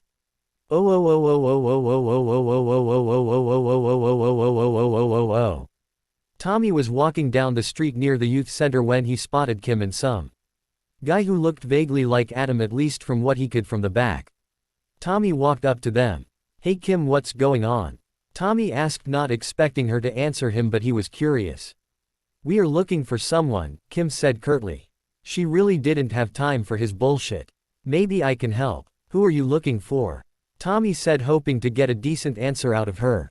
If you must know. Tommy, we are looking for Adam now. If you excuse us, we really have to go, Kim said rudely as she pulled Harry by the sleeve and walked away from a dumbfounded Tommy.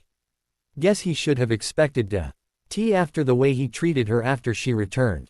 When Kim and Harry were a little ways away from Tommy, Harry asked, what the bloody hell was that about? You could have nicer to him and he could helped us. Kim went to stand in front of Harry to stop him from walking any further. Harry, he treated me horribly since I have been home, and according to my friend Rocky he treated Adam the same way, though I am not sure why. She said of course she did know why Tommy treated Adam the way he did, but she could tell Harry. Alright, but when we get back you better tell Hermione what you just told me cause she'll kill you for not telling her, Harry said, knowing Hermione would be really mad if she found that Harry knew something like this before she did. So of course he wasn't going to tell her. Fine Harry, Kim said as they made the final steps into the youth center.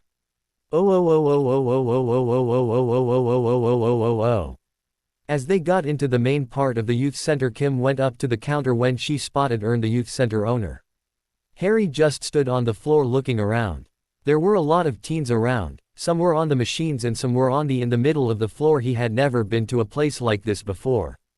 He supposed this where Adam let out some of his frustrations because Harry knew he had plenty of them, or at least he was sure Adam did. Hey Ern, have seen Adam? I've been looking all over for him, Kim asked. Hey Kim, and no, I haven't seen him, but I will keep my eye out for him, Ern said. Thanks Ern, Kim said as she bounced of the stair leading to the juice bar. She motioned for Harry to follow her. Now they had to go to the batting cages.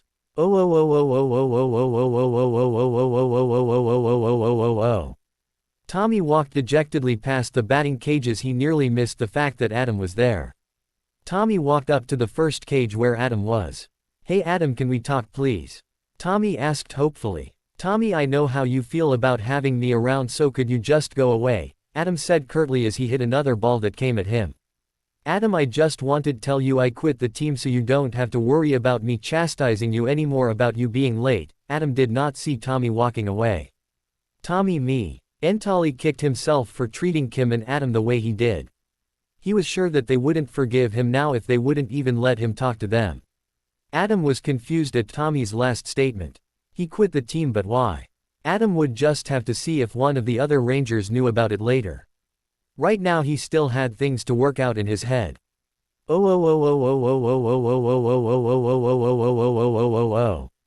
little while late, Kim and Harry walked up to the batting cages. Kim looked in every batting cage until she spotted Adam at the first one, which was on the right. Kim pointed to the cage and Harry walked up to it. Y was fascinated by how accurate Adam's swings were as hit ball after ball. Harry figured he would probably be a pretty good beater had he gone Hogwarts. You were pretty good at that. Adam got out of the cage and folded his arms over his chest. Who are you? What do you want? Adam asked. I am here to talk to you. I have some things to tell you about your aunt and uncle and what happened to them. Harry said, trying to find a way to get through to Adam. What you know about what happened to them? Why do you care? Adam said defiantly. Who is this guy to tell him about his aunt and uncle? He didn't know them at all. Because I was there. Harry said he had expected tone. He knew it wouldn't be easy to talk to Adam, but he just wanted to try. Rocky 1 hope that Adam is all right. Do you think you should go find him? Rocky's mom said with a look of worry in her eye. I don't think so, Mom. He is fine. He just needs time to think about what he just heard. I will however go after him if he doesn't return before dark. Is that okay? Rocky asked, trying to make a compromise with his mom. Okay Rocky, but I can't help but be worried for him. Rocky's mom. Just then Rocky's phone rang. He excused himself to answer it.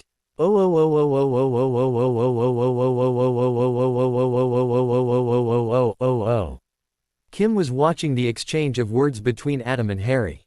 She was happy they were at least talking.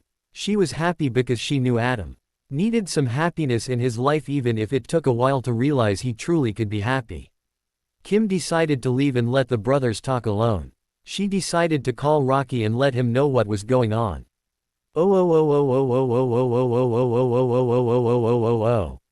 Hermione, Ron, and George were getting worried. They wondered if Harry and Kim had found Adam and how everything was going. They hoped Adam would understand why Harry wasn't there for him. I wonder what's going on. Did they find him or not? I am going to go find them, Ron asked impatiently, starting to walk to the door. Don't you dare, Ron. It may take a while for Harry to make Adam understand everything. So sit back down, Hermione said sternly. Hermione is right, Ron. They need time, George said. Ron walked over to the couch and sat down with a huff.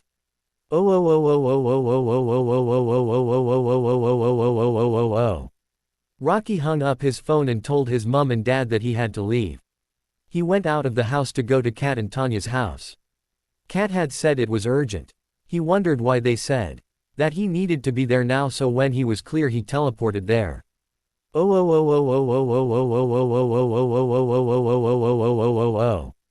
He landed in the backyard of Kat's house and went up to the door and knocked. It took a minute for someone to answer the door. The door opened and there stood Kat. She moved aside to let him. They walked through the kitchen to the living room. Kat offered him a seat on the couch and she sat down on the chair across from him. What's going on, Kat? Why did you need to see me? Rocky said curiously. You are not going to believe what we have to tell you, but you need to hear it as it affects the team, Tanya stated. What? Rocky asked. Tommy came here and told us two things. One contributes to the other, Kat said. What did he say? Rocky asked. He told us that Adam's family was arrested and that he quit the team, Kat said. My guess he watched the news because was all over the morning news. Are you serious about him quitting the team? Why would he do that? Rocky asked, confused. We think he guilty of the fact that he treated Adam so badly and now he knows he was wrong. Tanya said. Someone has to talk to him. He can't do that, we need him, Rocky said frantically. We had tried, but we think you should. Maybe he would listen to you, Kat said, hoping Rocky would help. I will talk to him but I don't think it will change his mind, Rocky stated. We know, we think everyone should at least try once to talk to him, Kat said. Okay, I will find him, see you girls later, Rocky said as he walked to the door and leave. He went to find Tommy. As he was walking, his phone rang. He looked at the caller ID. It was Kim. He answered it. She said that he should meet her at the batting cages. Rocky ran over there. He wondered what the hell was going on.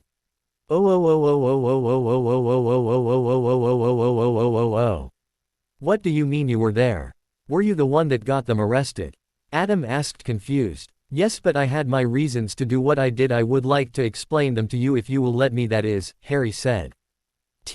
Tell me who you are first and then maybe I will listen to you, Adam said. He wanted to trust this person but he wasn't sure he could.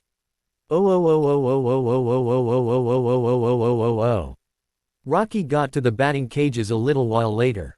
He saw Kim sitting at one of the tables near the cages. He went over to her. What did you need, Kim? I was trying to find Tommy, Rocky asked. Why were you trying to find Tommy? Kim asked curiously. He quit the team and the girls wanted me to talk to him and see if he would change his mind. Now back to my earlier question, what did you need? Rocky asked, a little impatient. Relax a little, Rocky, and look over to the cages. Kim said, a little shocked at what Rocky said. Rocky did as he was told. There he saw Adam with another guy talking. Who is that with Adam? Rocky asked. That, my dear friend, is Adam's older brother. He is the one I told you about. He is trying his best right now to talk to him, Kim said. Damn, you were right. I thought you were kidding me at first, then was hoping you were right. Now I see you were right, Rocky said happily. Of course I wasn't lying to you. I wanted to see Adam happy as well as you do, Kim said defensively. Ha ha ha, I know that, Kim, you always looked out for us rookie Rangers. And who told you about Adam's brother? My cousin. She lived in the UK until a couple of days ago.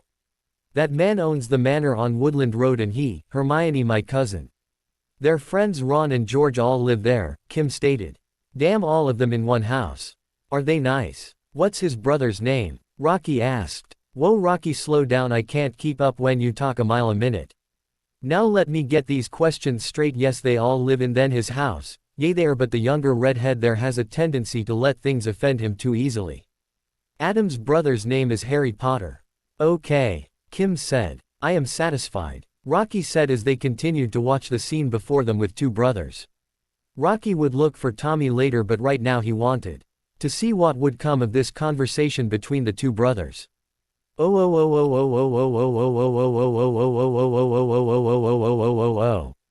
My name is Harry Potter and I used to live in the UK, but I found something out from my parents' thrug.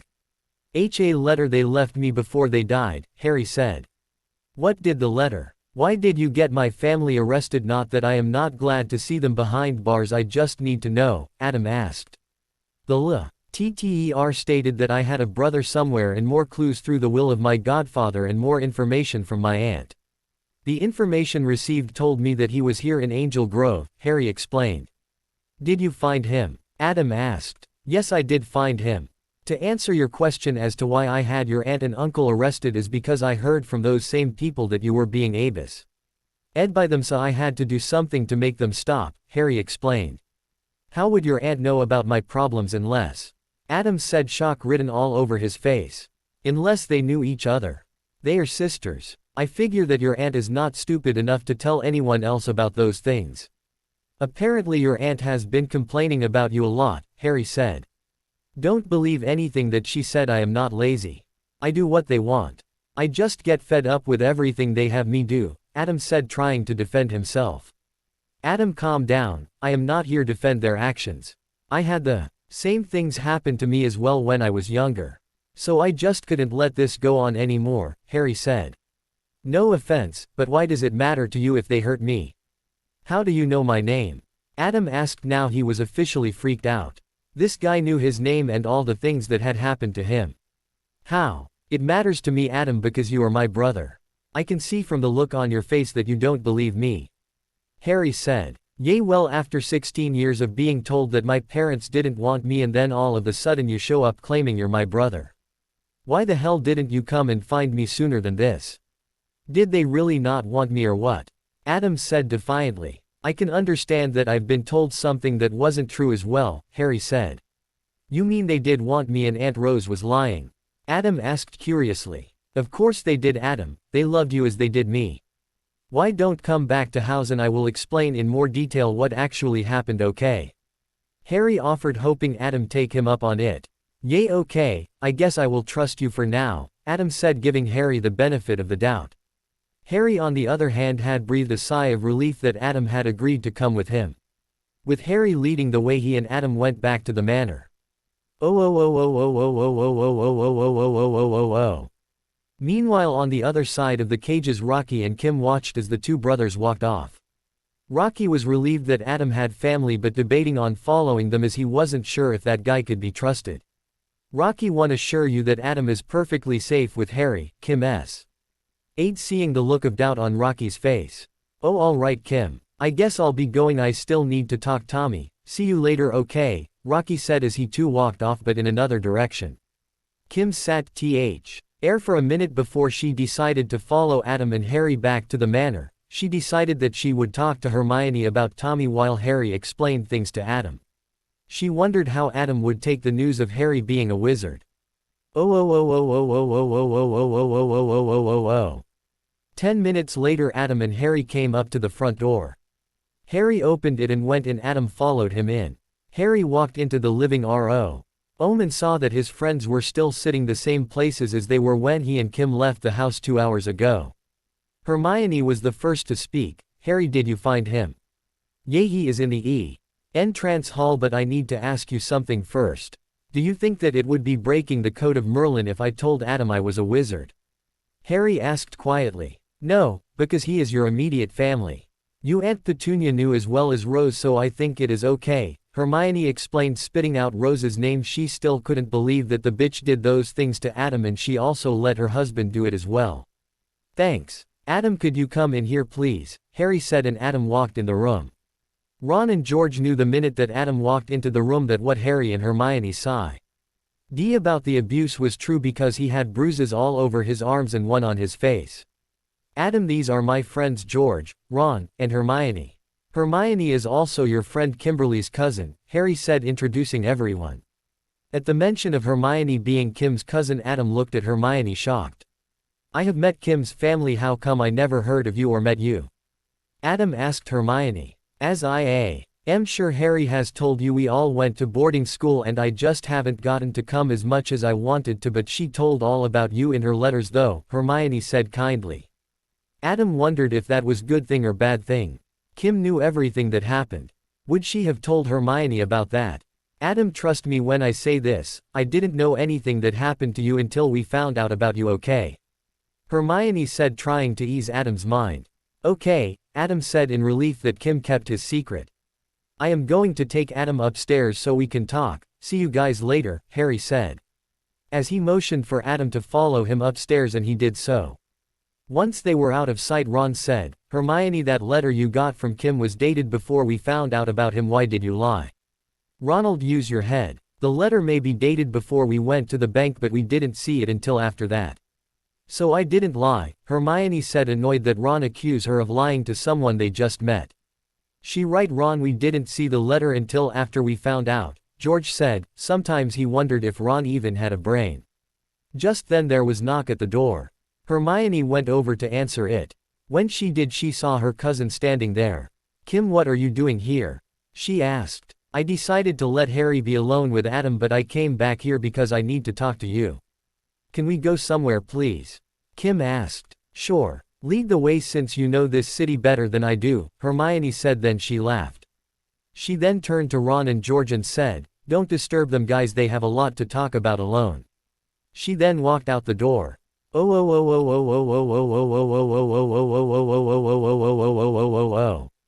Rocky was walking around Angel Grove looking for Tommy in hopes of talking him into coming back to the team. He went to the youth center.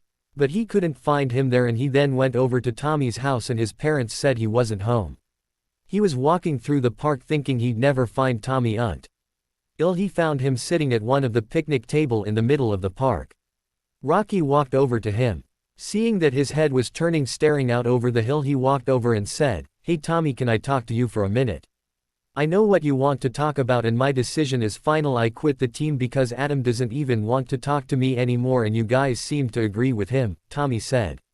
You are wrong, we still need you and Adam will even say that as well, but he is just mad that you kept giving him the third degree about him being late and you know he cares about being a ranger. He wants to protect this city just as much as the rest of us, Rocky said as he sat down at the table Tommy was sitting at. Well, Adam wouldn't even talk to me when I saw him at the batting cages. So I think he really doesn't want me around unless he tells me different, Tommy said. You should keep trying. I know Adam and he'll get over it soon if you only apologize to him. He is not one to hold grudges, Rocky explained. You really think so? Tommy asked unsure. I know so, Rocky said. I think I will talk to him now, Tommy said as he got up, but Rocky spoke again. He is not at the batting cages anymore, he is at the manor on Woodland Road. He is talking to his brother. Tommy sat down again shocked. So he has other family. I hope they are better than his aunt and uncle. Yay, he has a brother who was living in England until a couple of days ago and he is now trying to explain why they weren't a family until now, Rocky explained. Okay, I will wait, thanks. Rocky 1 will reconsider quitting after I talk to him. Let me know when he comes back to your house, Tommy said and walked away. Rocky hoped Adam wouldn't have to back to his house though. Meanwhile, back at the manor, Adam and Harry were in Harry's room. Harry was hoping that by the time he explained everything Adam would understand. Adam sat on Harry's bed waiting for Harry to start talking. Adam, IW. Asn't lying when I said that Mum and Dad wanted you. The headmaster at my boarding school kidnapped you from the hospital where you were born. Why he did it I am not sure, but I can only guess that SPL. Eating our family up was a major part in his plan to make me a weapon in a war that ended just days before I came here looking for you. Explaining about the war will have to wait a minute because I need to explain a few things about myself. Things that you may not believe, but it doesn't make it any less true. So please listen before you jump to conclusions, okay? Harry, hoping Adam would understand. Okay, what is it? Adam said, confused. Okay, well, up until I was 11 I got punished for things that seemed to happen around me that Aunt Petunia, Mum's other sister, and her husband Vernon said were freaky, therefore they called me a freak. When I was 11 I learned from a half-giant that I was a wizard, just like Mum and Dad. He told me about a school that could help me learn how to control my magic. Aunt Petunia then told me the truth about how our parents were killed. For years she told me that they died in a car crash, but it turns out they were murdered by an evil wizard known as Voldemort. Right after you were born and taken away from us, Mum and Dad took me and went into hiding because the evil wizard was after me, and so they hid to protect me, but a friend of theirs knew where we were hiding and told Voldemort where we were, and on Halloween that year he came and killed Mum and Dad in an effort to get to me. When he tried to kill me the curse rebounded off of me and hit him. So, for years until I was 14 he has been wandering the wizard world as something a little more than a ghost. When I was 14 someone entered my name into a tournament that was meant for people who were 17, but somehow my name got entered. My whole school thought I did it somehow. That until the first part of the competition. I am getting sidetracked a little. There were 3 parts to his tournament. After the third part a schoolmate of mine and I weren't transported to a graveyard where he was killed. Mum and Dad's friend did it by using the evil wizard's wand. He then captured me, and by using my blood he was brought back, Harry explained. Adam sat there taking all the information in. He couldn't believe it. He needed proof about Harry being a wizard. I don't believe you are a wizard. They are not real, and I think you telling me a tall tale, Adam said disbelievingly. I thought you might not believe me, so I am going to give you a demonstration, Harry said, and pulling out his wand and pointing it at a book said, Accio. The book came flying into his hand. Adam just sat there shocked at what he had just seen. Harry really was a wizard. One thing bothered him though, so he asked. Why didn't Mum and Dad even try to find me if they wanted me? They wanted to find you, but my headmaster Albus Dumbledore insisted that we go into hiding. I guess that was part of his place. And all along to have our parents die and for us to be alone on different continents. We were living the same way as you for a while. I was beaten also, but only because they were told to do it, Harry explained. Really? They actually cared about me? I didn't really believe you in the park, Adam asked shocked. Yes they did, and they had enlisted the help of their other two friends Remus Lupin and Sirius Black to help find you since they couldn't, and they found out that you were here but they died before they could tell me, so Sirius told me where you were in his will. Believe me when I say that if I knew before now I would come here sooner to help you, I swear, Harry said, placing his hands on Adam's shoulders in a comforting gesture before dropping them again. I believe you. I have a question. Though, did you use your magic on Aunt Rose and Uncle Sam? Adam asked. Harry nodded and explained everything that happened that night at the parks. When he was done, Adam laughed a little. I can't believe you did that, but thank you. You must have scared them so bad that my friend Rocky's mum said they looked like they were insane on the news, Adam said, and he laughed again. Yeah, I did. I would Avenue killed them if Hermione wasn't there. I was so angry that I would have forgotten that I hate to kill people and actually done it, Harry said. Well, I guess I'll have to thank her for keeping you calm enough, otherwise you probably be in jail. So are all of your friends wizards?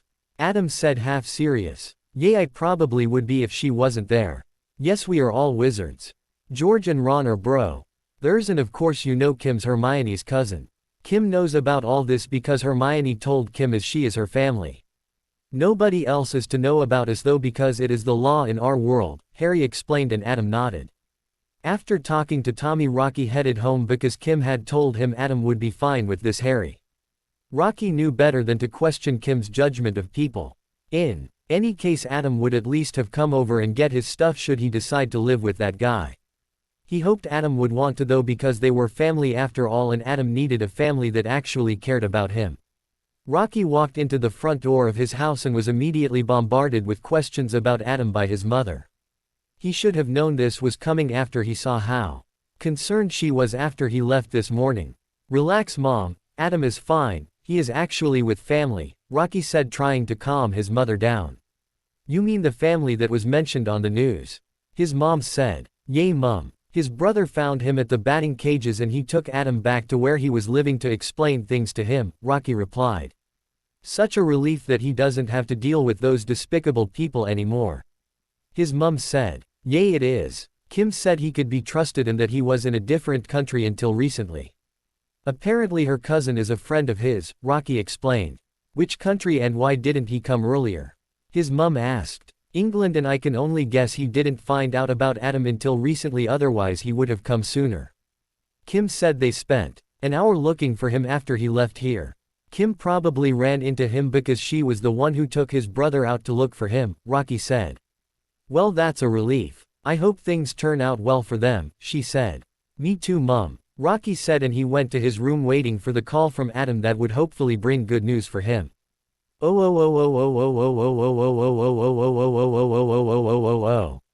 Kim and Hermione stopped at nay of the park picnic tables in Angel Grove Park. Hermione thought that the park was beautiful. There were a lot of trees that shaded some of the picnic tables from the heat. There plenty of picnic tables, and there were clearings to play sports in where they would be out of the way of people who just want quiet day at the park. So what did you want to tell me, Kimmy? Hermione asked when she turned back to Kim. Well, you know that guy that first wrote to you about Tommy Oliver. Well, we broke up before I left and ever since then he has been a jerk because of it. I told him that it would be hard for me to continue the relationship when I was gone. Well, Harry and I ran into him today and he said he wanted to help us, but I just yelled at him and walked away. Harry had asked me why I did that, so I told that Tommy has been a jerk to me and Adam. Kim said. Why was he like that with Adam? What did he ever do to Tommy? Hermione asked.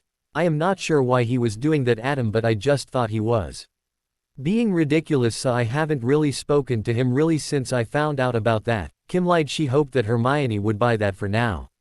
Okay, well, I hope things resolve themselves with you, because if Tommy wanted to help you too, then he must want to mend things with you too, Hermione said, knowing that Kim wasn't telling her the whole truth but would let it go for now. Can I see Uncle Dan? I haven't seen him in years. I know he is really my uncle anymore, but I haven't seen him since before the divorce, Hermione said. Kim nodded and they walked the direction of Kim's dad's house. Back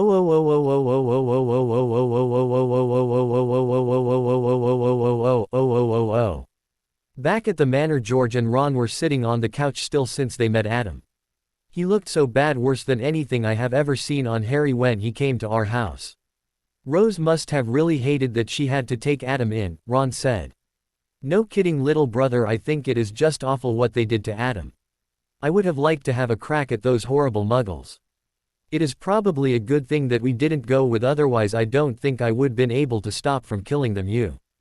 George said. No way. When Harry came over to our house, it took me to repeat over and over that I was underage, not to take the car back to Surrey to hurt those bastards. Now I am glad I didn't, otherwise we never would have Adam in time, Ron said.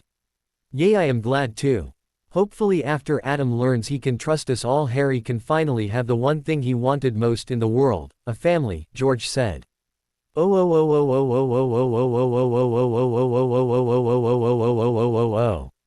Kim and Hermione walked up the front stoop of Kim's dad's house. Hermione could believe she was going to see her uncle after all these years. She has been to the States, or they haven't, to England since she started Hogwarts. They walked in and sitting on the couch was her dad. Hey Dad, I'm back and look who I brought with me, Kim said cheerily. Her dad turned away from the TV to look at his daughter, and standing right next to her was a girl with bushy brown hair and brown eyes. Hermione, is that you? He asked, and when Hermione nodded he went to hug her.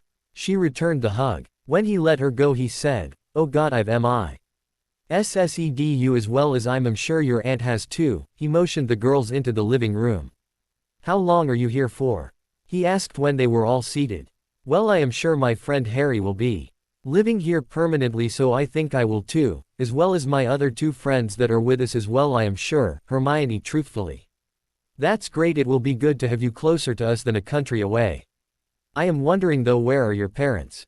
Her uncle asked. Well, that is kind of a long story, Hermione said as she launched into the explanation of what happened over the last year.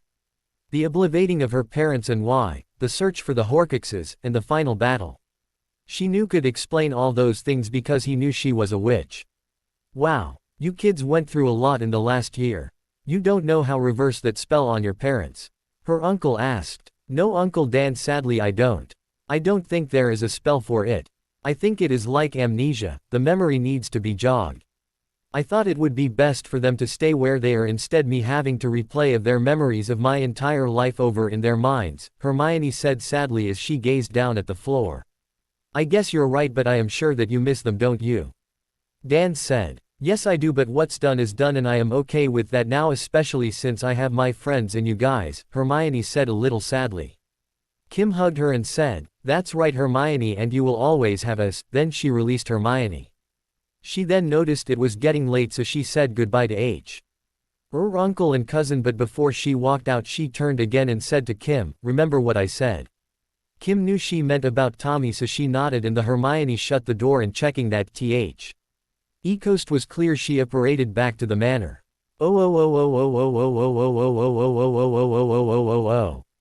I am glad that I have family and you trust me enough to share this big secret, especially after you just met me.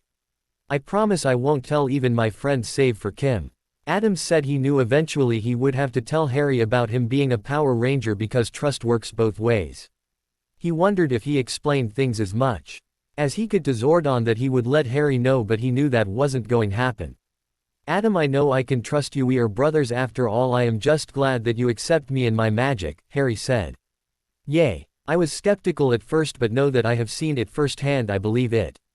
Well, it's getting late, I should go back to my friend's house, Adam said and started to walk out the door when Harry stopped him. I want to show you something before you go. Harry walked out the door and to the right to Adam's room if he wanted it. He opened the door and said, this would be your room if you think you trust me enough to come and live here. Adam couldn't believe it, Harry had a room for him. He was so happy that Harry did want him.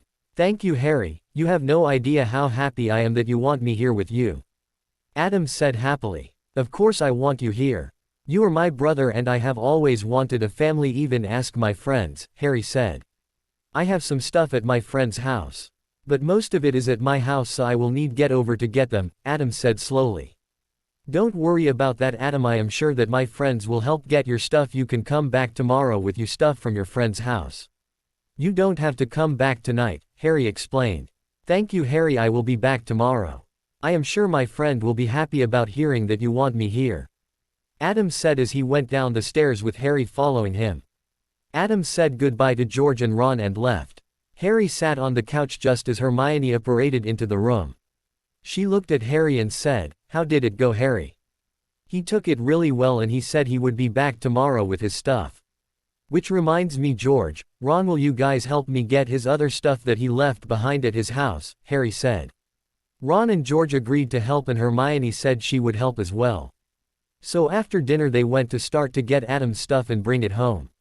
As Adam was walking back to Rocky's house, got to thinking what would happen to Harry if King Mondo found out about him. Would he use Harry to get to him? Or would he just hurt Harry? Both of these things could happen even if RRY didn't know about him being a Power Ranger. He never worried about this before, but now it's a worry for him.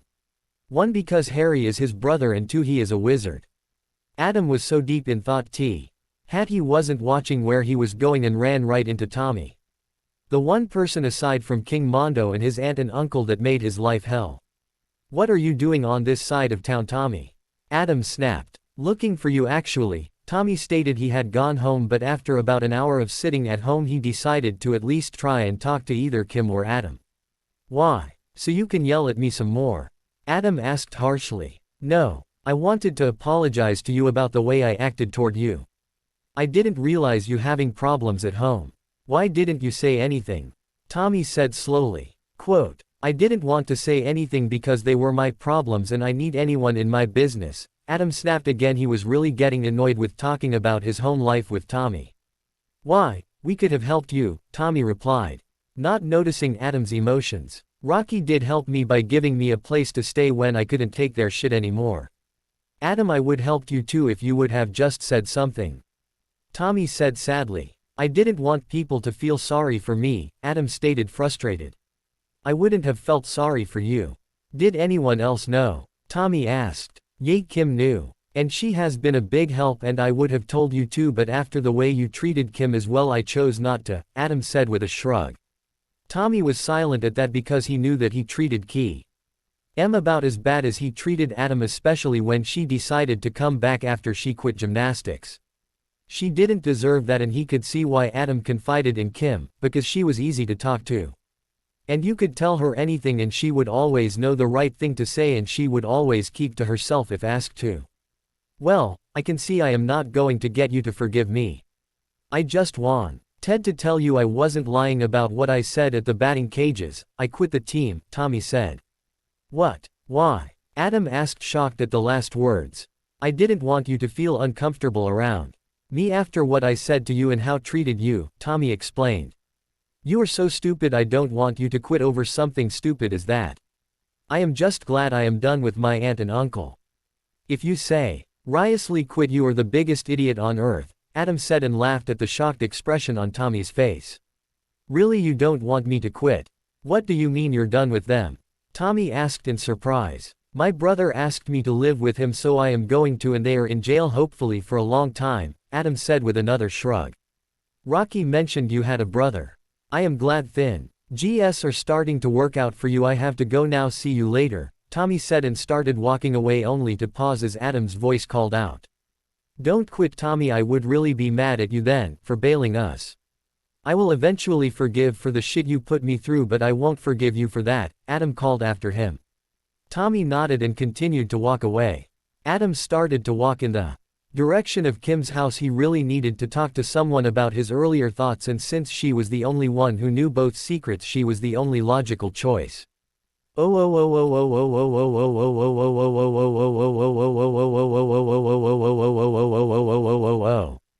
It took Adam 10 minutes to reach Kim's house. He knew it was late, but he needed to get things off his chest. I walked up the front, walked and rang the doorbell. After about a minute the door opened, revealing Kim. "Adam, what are you doing here? Shouldn't you be at Harry's?" she asked, a little shocked to see him on her front stoop. "I was on my way back to Rocky's for the night and I needed to talk to you, so I thought I'd come over," Adam said. "Are you okay? Is everything all right?" Kim asked frantically as she stepped out of her house onto the porch and sat on the wooden bench that was there. "Harry told me about him and his friends being wizards and why he wasn't here before now, and he asked me to live with him," Adam started as he joined Kim on the bench. That's great. Are you going to live with him? Kim asked. She was happy for Adam finally having a decent place to live. Yay, but I am worried if King Mondo finds out he will use Harry to get me. Harry is a wizard, King Mondo could use that to his advantage. Maybe he shouldn't have said anything, Adam said the last part sadly. You know what, Adam, that is exactly what I used to fear when I was a ranger, that my family would be hurt. It just gave me a reason to keep on fighting even if it seemed to be hopeless. Harry wanted to tell you because he wanted you to trust that he wouldn't hurt you, Kim said softly with understanding shining in her eyes. Yeah, but it's hard not to want to tell him about me, but I know that is an option, Adam said. It will be okay, Adam, even if you can't tell Harry everything, he won't send you away, so don't worry so much. Maybe in your case Zordon will let you tell, Kim said reassuringly. I doubt that, but thanks talking about this, it helped a little. I'll see you later, Adam said and left. Kim thought after Adam left that this would be harder for him than any of the other rangers because none of them had family that also had secrets. She walked back into her house. Up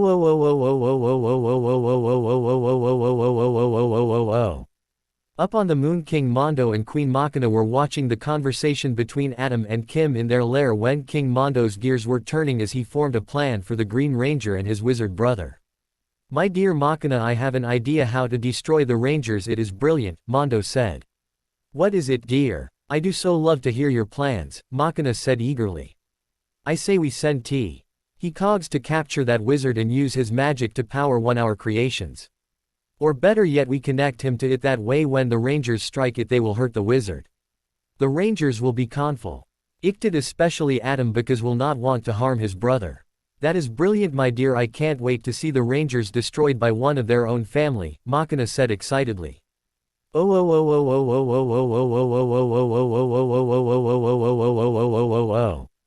Tommy walked home thinking about Adam said. He decided he would get his Zeonizer back and become the captain of the team again. He decided to teleport to the power chamber to get it back in the morning.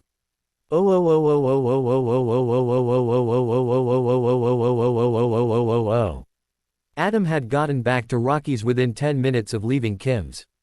He walked in the house and was bombarded with questions about where he had been all day by Rocky's parents. He told them what happened save for the secret that his brother entrusted him with. Harry asked me to move in with him and I agreed, so I will be leaving tomorrow, Adam said.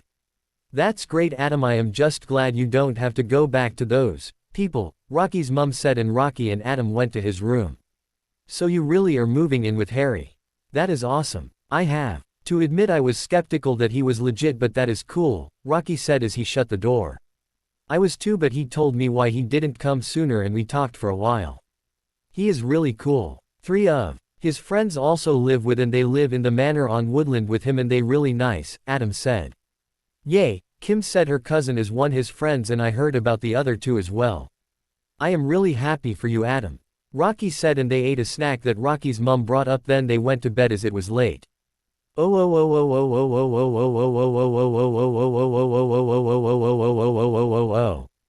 Harry, Ron, George, and Hermione had a long night of moving the stuff that Adam left at his aunt's house. They placed the stuff in his room and went to bed. The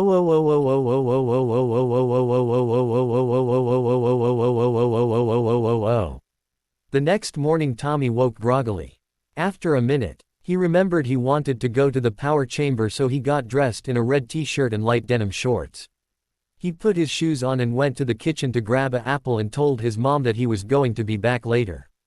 He went out to the back when his mom wasn't looking so he could teleport.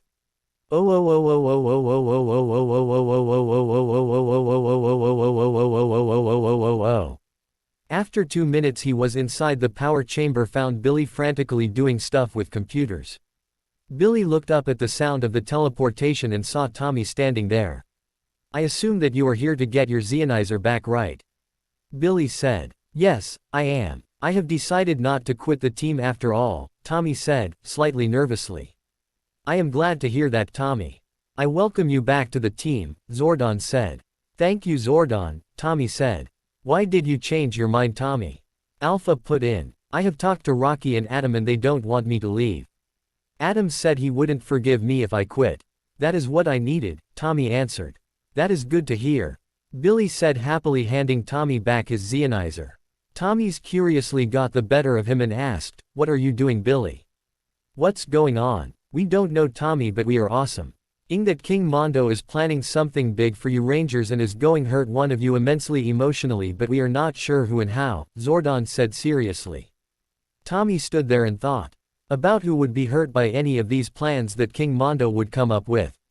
He racked his brain but nothing came to him. After a minute he thought of his conversation with Rocky. Of course Adam. It had to be. He has just found out he had a brother and he was going to live with him. "Zordon, I know who it is. It's Adam," Tommy stated after a minute. Billy looked up from the computer with a shocked look on his face. "Tommy, I don't see why that would be right. Care to elaborate?" "Billy, you spend way too much time here. Adam just found out he has a brother that just moved here from London. His name is Harry Potter.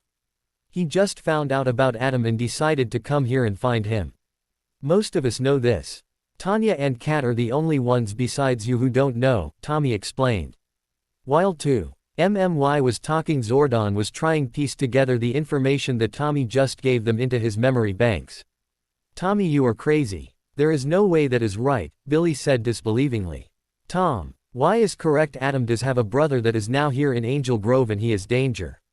Tommy, we are going to have to alert the other Rangers and I believe Harry has a secret and we need to find out that is as well because King Mondo surely knows what it is and will use it against us," Zordon said. "Rangers, King Mondo has made another plan to take over the planet. This time I believe it will be harder to stop him," Zordon said. "Why is that, Zordon?" Rocky asked. "Adam, he knows your brother here in Angel Grove and is planning to use him to help him take over, but I am certain how or why," Zordon said. The other Rangers gasped while Adam stayed silent. He couldn't believe that the only family that actually cared about him was in danger. He figured it had something to do with his magic. He wasn't supposed to tell about that, but he wondered if it would be bad because he was a target now. He also wondered how Zordon knew about Harry. Tommy must have told him. "Adam, are you okay?" Tanya asked, concerned. "No, I am not. I can't believe this is happening. I mean, I said met him yesterday and he is in danger today. I can't believe this," Adam said angrily. "I agree, this all too suspicious. Why would King Mondo want him?" Rocky asked partially to himself. "Zordon, I know why Mondo wants my brother, but I can't say because it is sort of a big secret, so I need to talk to Kimberly because he knows about it as well and I need to know if it's possible to tell you without having a problem." "Very well, Adam, he is no real danger now, so go on," Zordon agreed while the other Rangers wondered why Adam needed to talk to Kim. Adam teleported out while those thoughts were in the other Rangers' heads.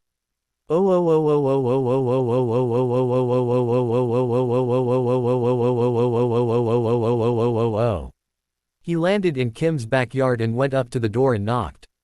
He wanted anxiously for her answer. He really wanted to figure out how to help Harry without revealing any of either secret. He could see that it would impossible. The door opened and there stood Kim. Adam was relieved that it wasn't her dad. "Adam, what are you doing here? Shouldn't you be at Harry's?" she asked as she walked out of the door. "I would be if I wasn't called to the power chamber," Adam said quietly. "Is King Mondo attacking again?" Kim asked. "Yes, but this time he has decided he's going to use Harry in his plan. I think he knows about Harry's magic and going to use it against us. I can't bear to think how this is going to happen," Adam explained. "Zordon wants to know why King Mondo is after him, but Harry told me no one must know and Harry surely find out about me and that won't be good either," Adam said nervously. Kim couldn't believe this was happening. Harry was here to help Adam, but now he has been found out as a wizard. Now it was going to be complicated. "Oh God. This is horrible. We have to talk to Hermione, but I don't see how that would without telling her about you guys," Kim said, afraid for Adam. "I know, that's the dilemma, isn't it?" Adam replied. "I see no way around it, though. I will have to go with you for support when you ask Zordon," Kim said. "You know he is going to say no, but we can try at least," Adam replied sadly. "Adam, you know we have to start with you unless we can get the other Rangers to agree not to say anything because Hermione says there is a law that states that no one outside of family is to know of magic," Kim stated. The end. Thanks for watching. Also remember to subscribe and like this video. See you in the next video.